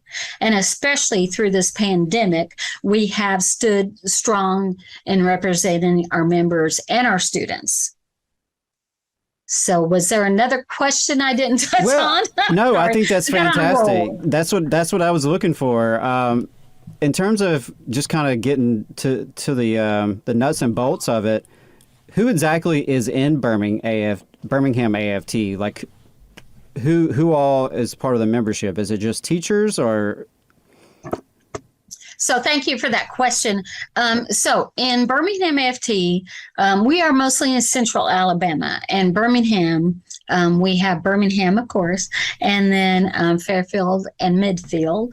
And we have a lot of other systems asking us to come in, and we're trying to work that out. But in public education, almost all employees can be in Birmingham AFT. The thing that we don't do is have bosses, because of course that's what unions do. Unions don't have bosses because we don't have that conflict. We know what side of the table we are on and who we are representing. So the bus drivers, the custodians, the cafeteria workers, the teachers, just on and on. Anyone who does not hire and fire Birmingham AFT or AFT here in Alabama can represent. All right. Yeah. Thank you for that distinction. I think that's very important to note, that, a superintendent and an HR director cannot be a member of the union with Birmingham AFT, which is a pretty important distinction from others. Right. So, and right now, if I can't say this real quick, as you guys know, unions, they're like at an all-time high since 1970, from what I understand. Union participation is at an all-time high. And so what I try to show folks is that look at Amazon, Look at Starbucks. Look at all these companies that are fighting to organize. And so that's because the worker through the pandemic has really come together and realized, you know what? They don't operate without us. They need us. We have power and we demand our rights. And so, that has been pretty powerful that we can point to Amazon, especially here in Alabama, and the Starbucks and say, look, people are understanding the power of the unions. And so I believe that's also why Birmingham AFT is even more successful, because people are understanding that, yeah, we need them. We need to be protected. And so that's kind of exciting to me, being someone that's fought for so long like I have. Absolutely. And yeah, I mean, that's something that most of our listeners in Alabama probably are aware of in terms of belonging to a union as an education employee is an option, but it's certainly by no means required. And there are not collective bargaining agreements in public schools in Alabama. So it's a matter of advocacy and organizing more so than sitting down at the negotiating table. So it is different from what you might get with, say, AFT chapters in Chicago, for example. That's the biggest one. That's the one that has been most inspiring for me. But we are at a different terrain here in Alabama versus Chicago. So one thing I thought has been really interesting in seeing your journey is that you were elected to a term on the Birmingham School Board, and I'm really curious what that experience was like, especially coming into it as someone who does have this background in grassroots organizing, education, and labor activism. I've thought about it for myself. Like, what would it even be like if I were sitting on a school board? Would it drive me insane? I feel like it probably would. So you lived it. Tell us, what was that like? So I went into it kind of, starry-eyed, like you, Adam. It's like, what can I do? What can I accomplish? I told folks when I was on the campaign trail, I've been a grassroots organizer. I've been a union organizer. Now I want to try my voice as an elected official from the inside. To me, that was just very exciting. I had been to all but 5 Birmingham board meetings from 2014 to 2017. Right. So I knew the school system, and I was really excited to be on the board and try to work the process from the inside. All I could say is I'm very naive because, I was just one of 9. And also the conversation around the privatization movement, i.e. vouchers and charter schools, is very complex. And I was talking, I don't mean this in a negative way, but I was talking at a different level. I came into it talking about things that Alabama hadn't caught up with yet, because I do follow national education issues with the badass teachers. They've just been amazing. Network for Public Education, they backed me in both elections. So I had knowledge from all over this country. And so I don't think that Birmingham was quite ready for it. And a lot of the conversation I was trying to have didn't really strike a chord with folks on the board. That's not to say they were bad people, but I was just 1 out of 9 that was talking. I like to say that I speak 2 languages. I speak English and I speak privatization. And so I had a really good grasp about what was going on in Birmingham and how our children were being turned into dollar signs. But to really turn my knowledge into votes, 9 people on the board, I had to have 5 votes. So besides me, I had 4. And really getting folks on board with the conversation that I was having was very difficult. And that's something I really wasn't prepared for. And that's on me. That's on me. But it's such a complicated thing, as you know, Adam. You know, public education and the privatization movement is an onion, has layer after layer after layer after layer. And the opposite side can say a student should not be punished by their zip code. I mean, everybody's on board with that, right? But for the folks that support public education, it's really a complex issue to break that down. And so I was up against Goliath. We had wins, AFT and also myself since 2014. We've had a lot of wins at the state level and the Birmingham level. The thing is that these things never came to surface because we stopped them before they started. And so a lot of people aren't aware of it. And someday, if you want to hear, if you haven't already, my story about the ESL students here in Birmingham back in 2016, I'd be more than happy to tell that story. I can show through personal experience how the State Department of Education sets Birmingham City School students up for failure. That's exactly what they did with our ESL students back in 2016. And that's what pushes me. And a lot of people can't really wrap their brain around that. But when we really look at Alabama and the history of public education, our Constitution, I mean, we all know that public education in Alabama was not meant for the Black and brown students. And so when I try talking about that in present terms, people kind of check out. They're like, that's a past, everything's fine. No, it's not. We get set up all the time for failure by the legislature and the Department of Education. And I can talk for hours on that, but we're limited right now. So I'll end right there, and I hope I answered your question.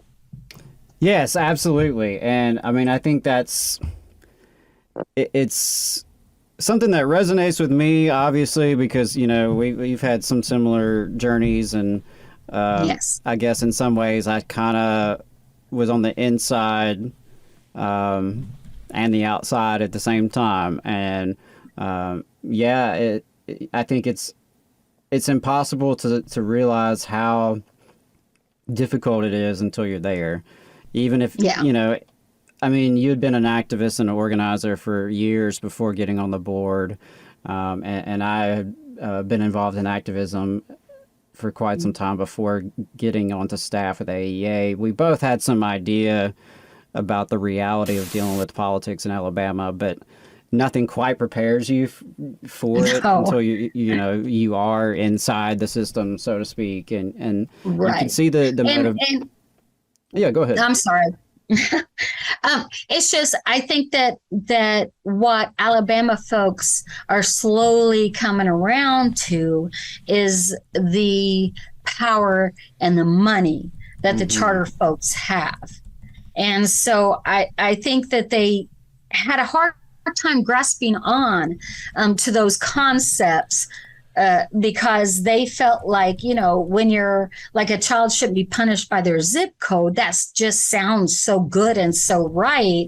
And to try to break that down and talk about property and, you know, the charter management organizations, right, and explain to people how that money is made. And how it is hidden behind these curtains. People, I mean, they'll ask me, well, I mean, how much money can you make? Why are they doing it? I don't understand. And so to explain to people, you know, just how that whole thing works is difficult. And that's our challenge right now, especially in Birmingham, is to really break this down to something, I'm going to be honest with you, emotional, that people can grab onto, because that's exactly what the charter school people do. You know, they get people with an emotional story and they come in and of course, you know, we're talking about children. How can you not have your heart go out to these children? But my thing is that I want to raise all children up. I want all children to get the same quality education that my children got in Madison, Alabama. And the truth is, it's possible.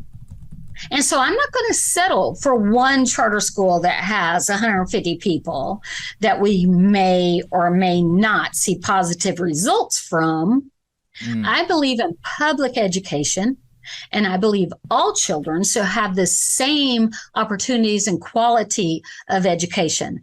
To me, that's the basis. When you go on to all these other choices, how can they be successful when the very base of your education is rotten? I don't understand that.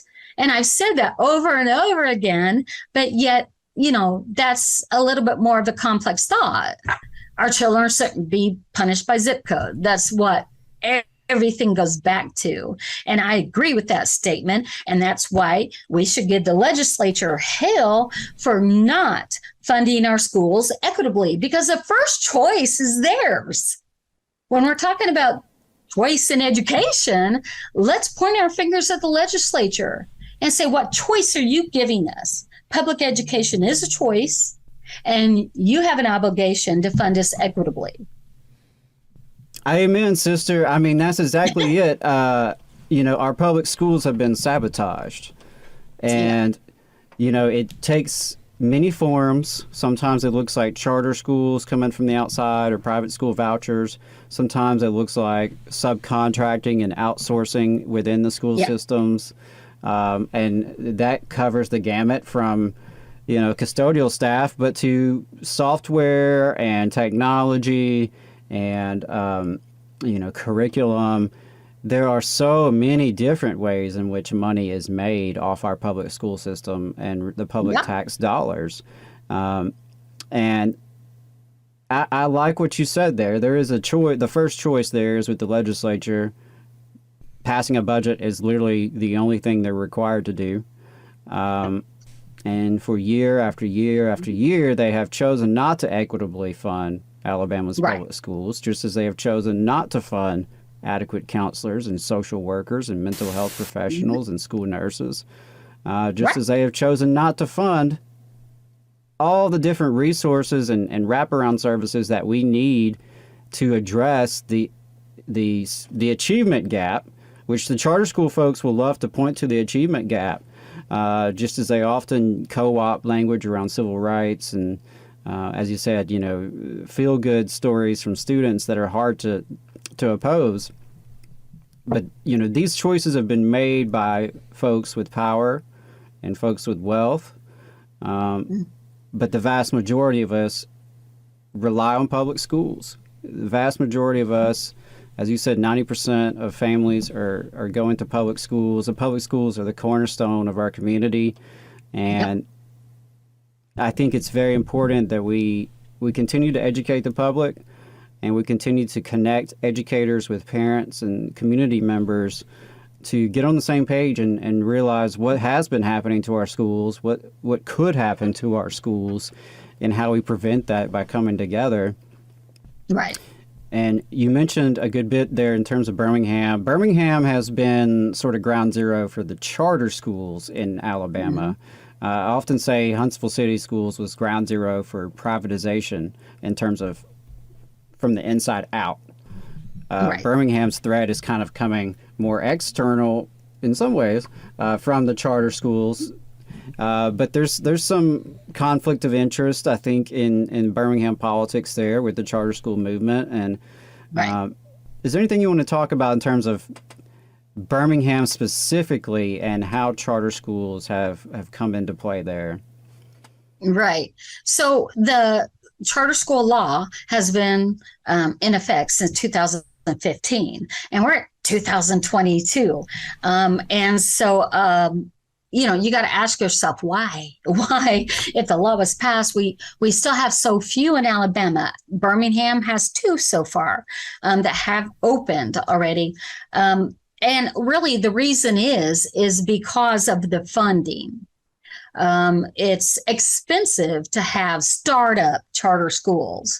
And so a lot of folks were shy about coming into Alabama to really start charter schools because Alabama is such an island and it's so corrupt. So what happened is down in Montgomery, they wanted to have a charter school, and they asked, oh gosh, what was the name of the national organization?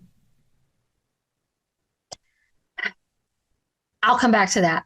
But I think I know what you're talking about. Now, the name escapes me right now too. But is it like New Schools? Maybe I'm wrong on that. New Schools is a part of it. It's a part of it. But it was one of the national, actually school chains. So they're like, we're not coming into Montgomery. Are you crazy? We're not doing it. So what Montgomery did was the Montgomery Ed Foundation stepped up. And they're like, okay, we'll hold the charter. Will you come in and be the charter management organization? And so they were like, oh, well, we'll do that. That's where the money is. So the Montgomery Ed Foundation is holding those charters there. And so then New Schools for Alabama, like you were mentioning, stepped up, and they were like, okay, so we don't have very many national charter school chains and management organizations wanting to come to Alabama. So what can we do? So they got a grant from the federal government, and they, in the grant proposal, which I obtained and dissected, basically everything they were saying was, we want charter schools in Birmingham and Montgomery. That's what they're focusing on. And they talked about how they were going to do that and how they were going to spend these millions of dollars getting charter schools in Birmingham and Alabama. And if we can put a pin in the failing school situation, the vouchers, if we get to that, it's very important, Adam. But maybe that might be for another day. But continuing down the path of the conflicts, so New Schools for Alabama is into charter schools like up to here. Basically, if you don't have New Schools for Alabama on your side, it's going to be very difficult for you as a charter school to be accepted and to be able to open. And so they're kind of the master. They're holding that key. So the person that ran against me, she has an organization, Black Alabamians for Education. She helped get the charter school law passed back in 2015. And so now she ran against me and she won. The people spoke and they elected her. And so now she is a Birmingham City School Board member. But the thing is that her job is to teach and help organizations get approved through the authorization process. The problem is she personally is an authorizer. School boards are authorizers, not school systems. The school board is the authorizer, and Birmingham chose to be an authorizer. So this person is an authorizer on Birmingham City Schools Board, and she gets paid to get schools, to give them knowledge and the capability to get accepted and to get their schools opened. And so, I felt that was a conflict, and I did, file a complaint about it, but it did come back that no, there's no problem, that the only way it's a problem is if she gets paid extra for a school to get authorized in Birmingham. Wow. So it's okay to get paid. You just can't get paid extra. I have a problem with that because, like you said, I work for AFT. And when I won my seat on the board, they told me that I couldn't even sit in on any panels discussing hiring and firing Birmingham AFT people. So really? So I was under this strict wall of what I could do because we couldn't let AFT members benefit. AFT never, ever, ever has been in any contract with Birmingham City Schools, ever. We make our money off the members, right, when they join us. It's not Birmingham City School money, yet we have a school board member that negotiates and approves contracts for charter schools, and she gets paid by the very people that bring the charter schools to the board. I can't wrap my brain around it, but that was the ruling. And so I assume that it's okay. But we also get the letter of the law and the intent of the law. And I believe strongly that it's improper. I wish that the other school board, like let's take Freedom Prep, right? Freedom Prep came before this current school board, not mine, the current school board. I read the application from Freedom Prep, and they admitted that they sat down with a employee of Black Alabamians for Education.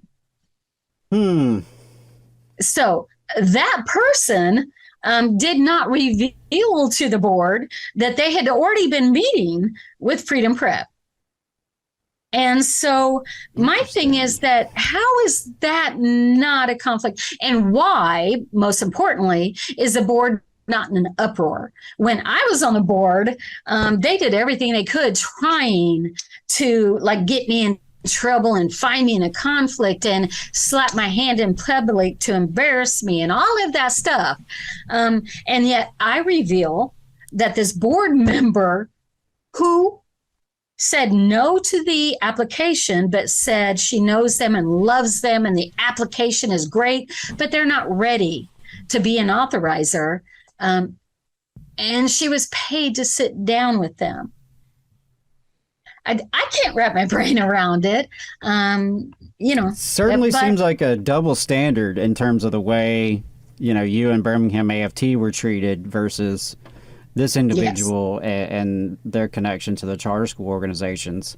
And I think, like you said, I mean, if anything, there's a much deeper connection with this because Birmingham AFT does not have contracts with the school system, does not, rely on school system money.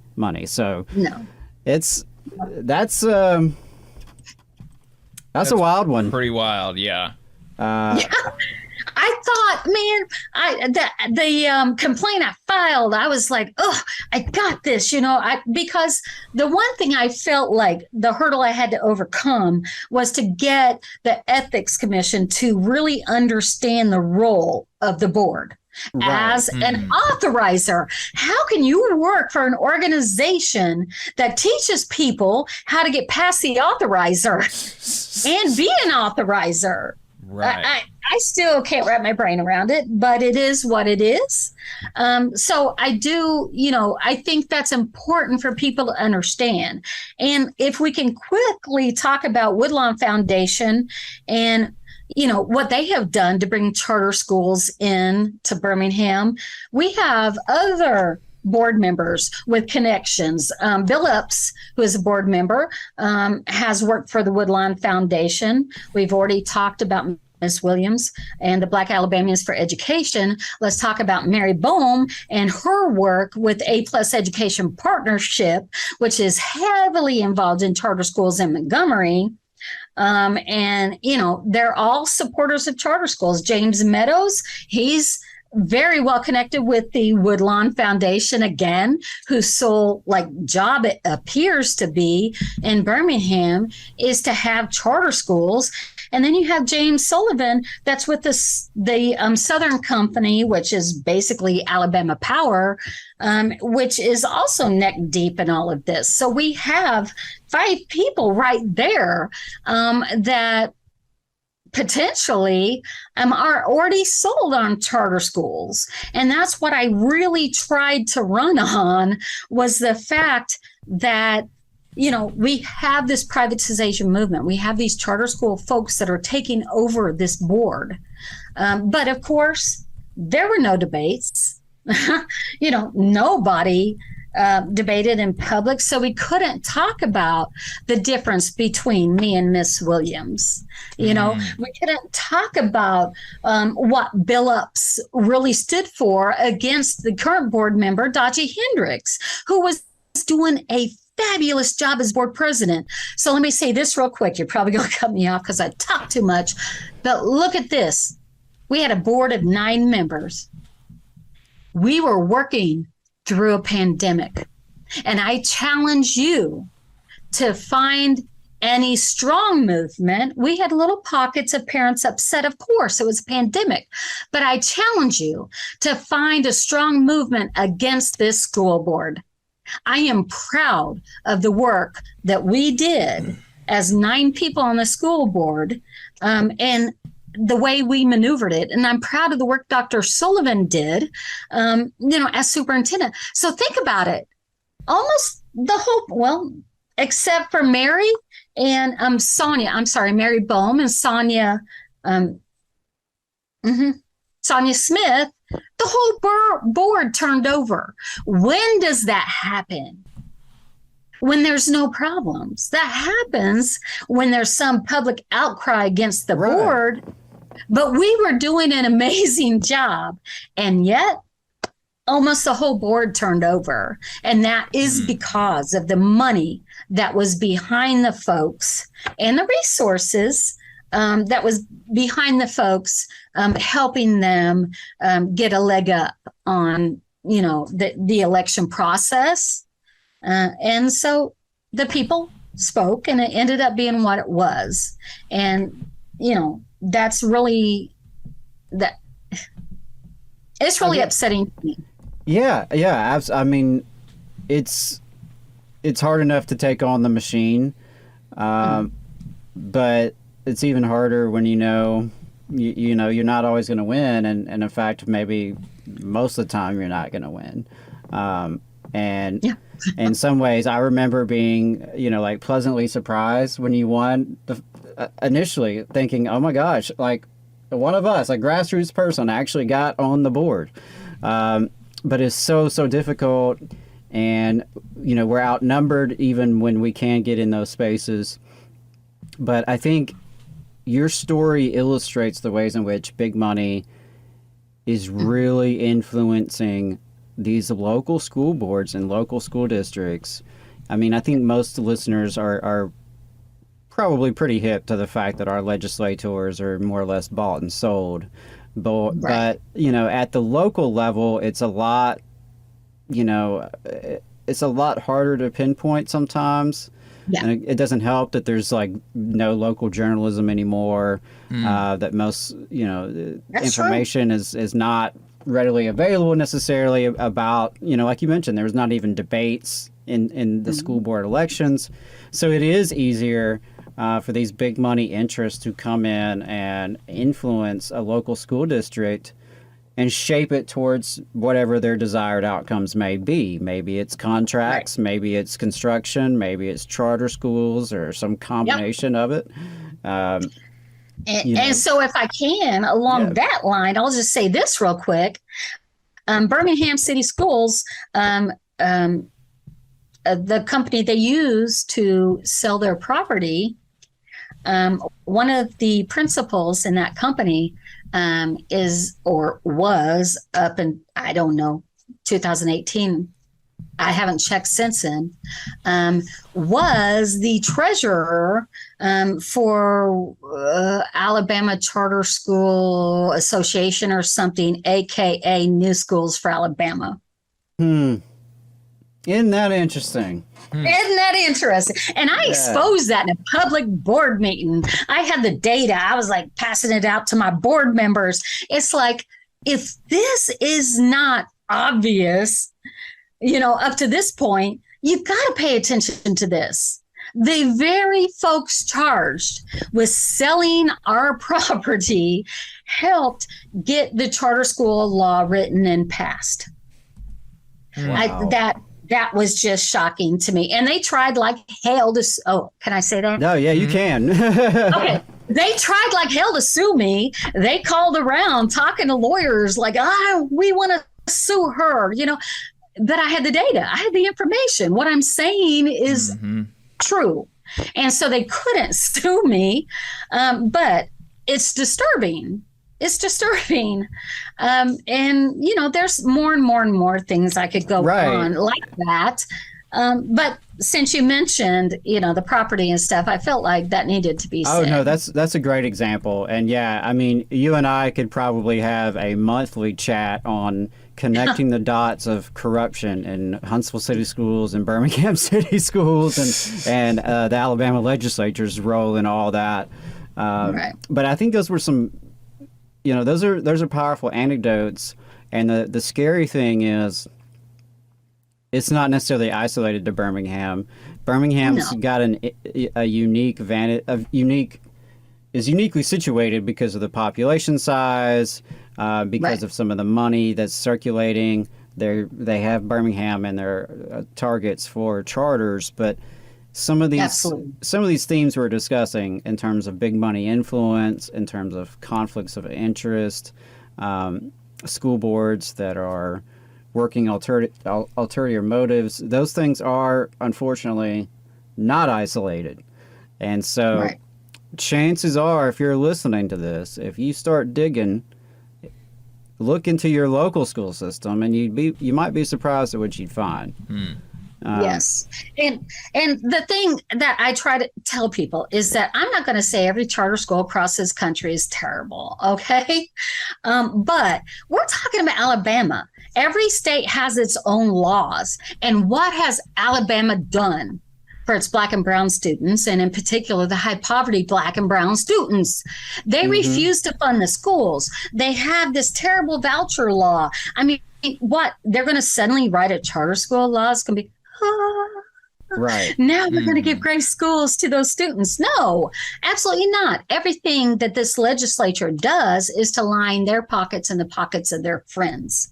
And so, then we get into charter schools that are already open in Alabama. So there are some that are doing fairly well. We can't say that every charter school in Alabama is terrible, but let's look at the bad ones, right?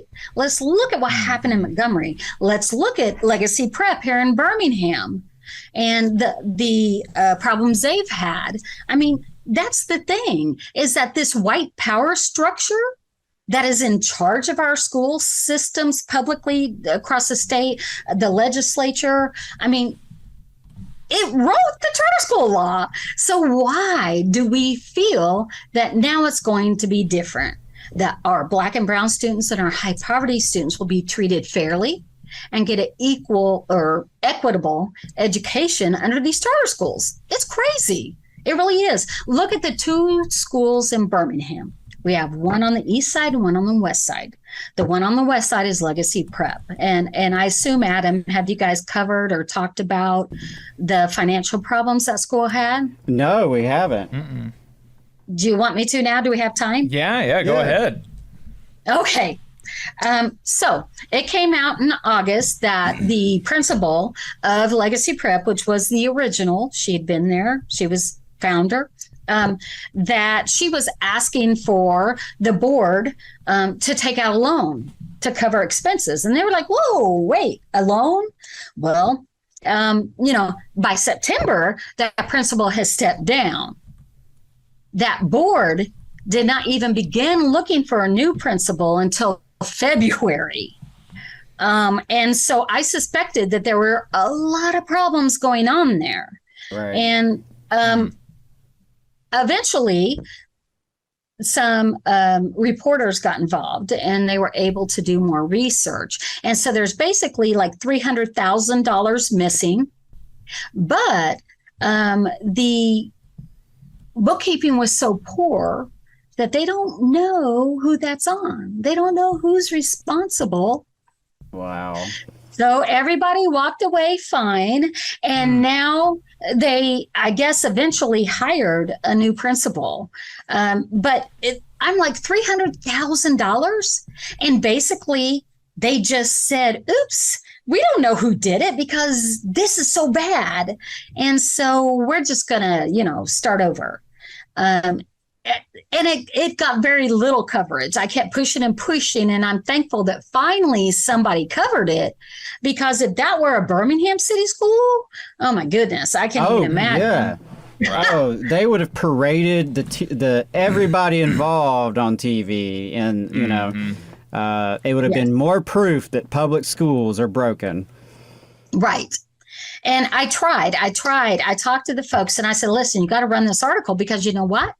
You could be like, let's check in. It's been, however many years. Let's see how they're doing. I gave them perfect openings, and it still took a while till it got that obvious that it was finally covered. And I will say this, there have been accusations that the other charter school has been counseling out special needs students. I had parents prepared to give interviews about how they were counseled out of a charter school and ended up going back to a Birmingham City school.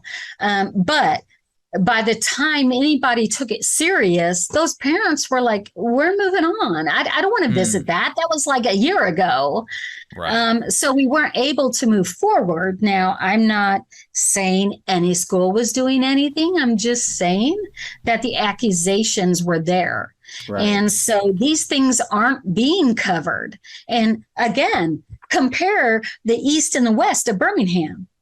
The resources that they have, oh my goodness, it is really, it's almost like North Huntsville and South Huntsville, right? Mm-hmm. Yeah. And yet charter schools are supposed to bring equity. And the thing is it's only magnifying the inequities. And yet that's not being covered. People aren't talking about it. Why do you think that is? Because very powerful people are making money off of the privatization movement. I won't accuse Jay Love of anything, but Representative Love, when he was, in office, he goes and he gets, I think it was a charter school law passed or whatever. And he didn't even let his feet touch the ground. Once that was passed, he quit and went to school for the charter school. Went to work for the charter school people. Dr. Bice did the same thing, right? I'm just saying. We also talk about the former governor Riley, how involved he is in all of this. We got a lot of powerful people, making a lot of money off of it. Oliver Robinson, perhaps? Yes. Thank you. Oliver Robinson sat on a charter school board as he was voting on charter school things in the legislature. So when he was convicted of the things he was, that was my first ethics filing, was to point out that he was voting on charter school things while he sat on a charter school board. The ethics folks did call me and want more information on it, but I don't know what happened. It never came. I think they already had what they needed. And again, I'm not accusing anyone of anything, but I'm talking about facts. And the facts are he sat on a board while he was there. And Hubbard, of course, he was the same way. I think some of his, and Adam, correct me if I'm wrong, help me with this. I think some of his convictions were tied up in that. Am I wrong? There was an education company that he was connected to. And gosh, the name escapes me at the moment, but he definitely had... There was connections there with an education company that has done business with school systems in Alabama. So I think, you start connecting the dots, you start doing some power mapping, and you can figure out there are a lot of connections between the folks involved in the charter schools and the voucher movement with the broader power structure of this state. Yes. And, it's some of the wealthiest and most powerful people in the state are either directly involved with it or they're connected to people who are involved with it. Right. And I think that's where you see a struggle to educate folks around it and a struggle to fight back against it. But I, for one, commend you for what you have been doing over the years, both as an activist, from the grassroots level, because I remember that charter school law you were one of the few people in the state that was really, really fighting hard on that, and you were doing that, a lot of it on your own, because I remember you posting in the Badass Teachers Facebook group, and us getting some information from that, and me manually copying and pasting every legislator email into my inbox because right. we were like, somebody's got to do it. Like, we're just doing it on our own. But you've been fighting the good fight for many years, and I just really appreciate all you've done for public education in Alabama to try to have better schools for all students. And Terry, was there anything maybe that you really wanted to get off your chest that we didn't get to today? I mean, obviously we could have a lot more conversations, you and I especially, about these topics. Yeah. And so the thing that I think, because I was a Birmingham school board member, and because I live in Birmingham and work for Birmingham AFD, if I can just say that there is a campaign coming that is going to miseducate Birmingham citizens, the parents, about what a conversion charter school is. And I think the most important thing right now is to tell people that conversion charter schools are only different from a startup charter school in one way. And that is that they don't have to have a charter management organization doing their finances. And so that means that they come in, they take over our school, they take over our students, they take everything in the school. They walk in, it's easy. They don't need much money. They have to hire a charter management organization to do their curriculum. They don't have to for their finances, but we all know they will. Because that's what they want, is control of the money, and to put it behind this wall of, a charter management organization. That's going to make it difficult for the public to see the public dollars. So here in Birmingham, they're going to tell people conversion charter schools are good because Birmingham City Schools will be able to control them and oversee them. That's simply not true. They will have no more oversight over a conversion charter school than a startup. And I understand this is outside the scope of what we have talked about, but that's really the campaign that I'm on right now, because back when our mayor, Woodfin, was on the school board, he was trying to convince them to be a conversion charter school district, to vote yes for it. And that's the exact argument he was using, that we have more control with the conversion charter school. And that's just simply not true. And so I'm working really hard. FT's working really hard. A lot of other wonderful people that support public schools. We're working hard to get people to understand that voting yes on conversion charter schools is no different than accepting a startup charter school. So that's again, we're talking about how nuanced things are, right? Yeah. All they have to say is a child shouldn't be punished by their zip code. We have to explain the difference between a conversion and a startup. So it makes it really difficult. So I'll stop right there. No, I'm so glad you wrapped up with that, though, because I wanted to know kind of like what was on the horizon, what are you working on? And I think that's a very important issue. And it's something that I think is going to be a increasingly, relevant. I imagine not that, just in Birmingham, but I elsewhere. imagine this conversation is going to be particularly relevant in the next 6 to 8 months.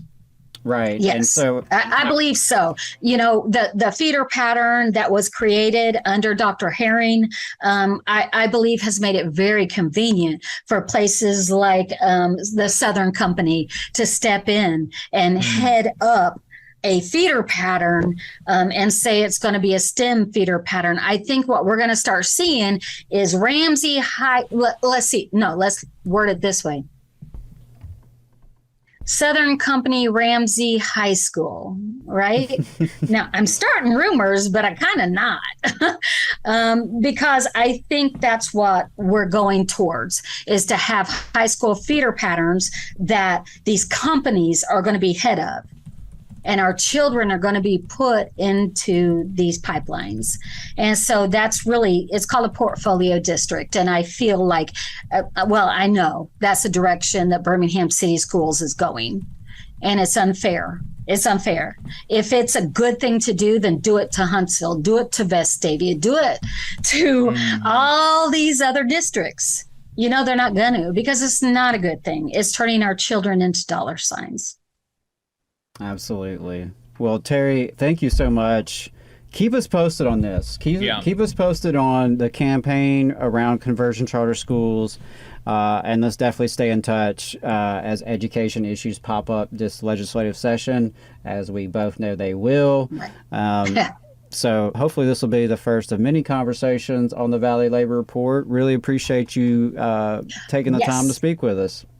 Well, thank you so much. And matter of fact, the state and the NAACP, they had their state conference, and we actually had 2 white Republican men come and talk about their laws. You know what I'm trying to say, Adam? Help me out. The school choice law? Oh, no. gosh. You know what I'm trying to say. The divisive concepts and the CRT. Gosh. Oh my gosh, do I have stories to tell you about that meeting. So that'll be another day. Okay. But if you want to hear what these folks said to the NAACP, I'll be more than happy to tell you. Yeah, we're going to have another conversation about that, because that sounds pretty interesting. A teaser. You're opening a can of worms with me, right? Yeah. Wow. Okay, so yeah, we definitely have to have you back, and that's going to be one of the topics. Well, thank you so much, Terry. We appreciate it. And where can folks find out more information about Birmingham AFT? Well, we do have a Facebook page, Birmingham AFT on Facebook. Okay. And they can always hit me up. I'm Terry Rector Michael on Facebook. I'm very public about my information because I was an elected official. So, can I give my phone number? If you want to. Well, it's public information, so I don't care. Yeah. It's 256-679-7135. So if anyone wants to talk about the information I've given tonight, I'd be more than happy to do that. Awesome. Thank you very much for taking the time. Appreciate it. Thank you. Well, thank you for having me on. You guys are awesome. I really enjoy your show every Saturday. I appreciate that. Thank you. You just saw the Valley Labor Report. We are live every Saturday morning from 9:30 a.m. till 12:30 p.m. And we pride ourselves on keeping all of our content free to everybody so that we can talk to as many working folks as possible. If you support the work that we're doing, you think that it's important, you think that it's good, then consider making a monthly contribution to the project, and you can do that on our website, tvlr.fm.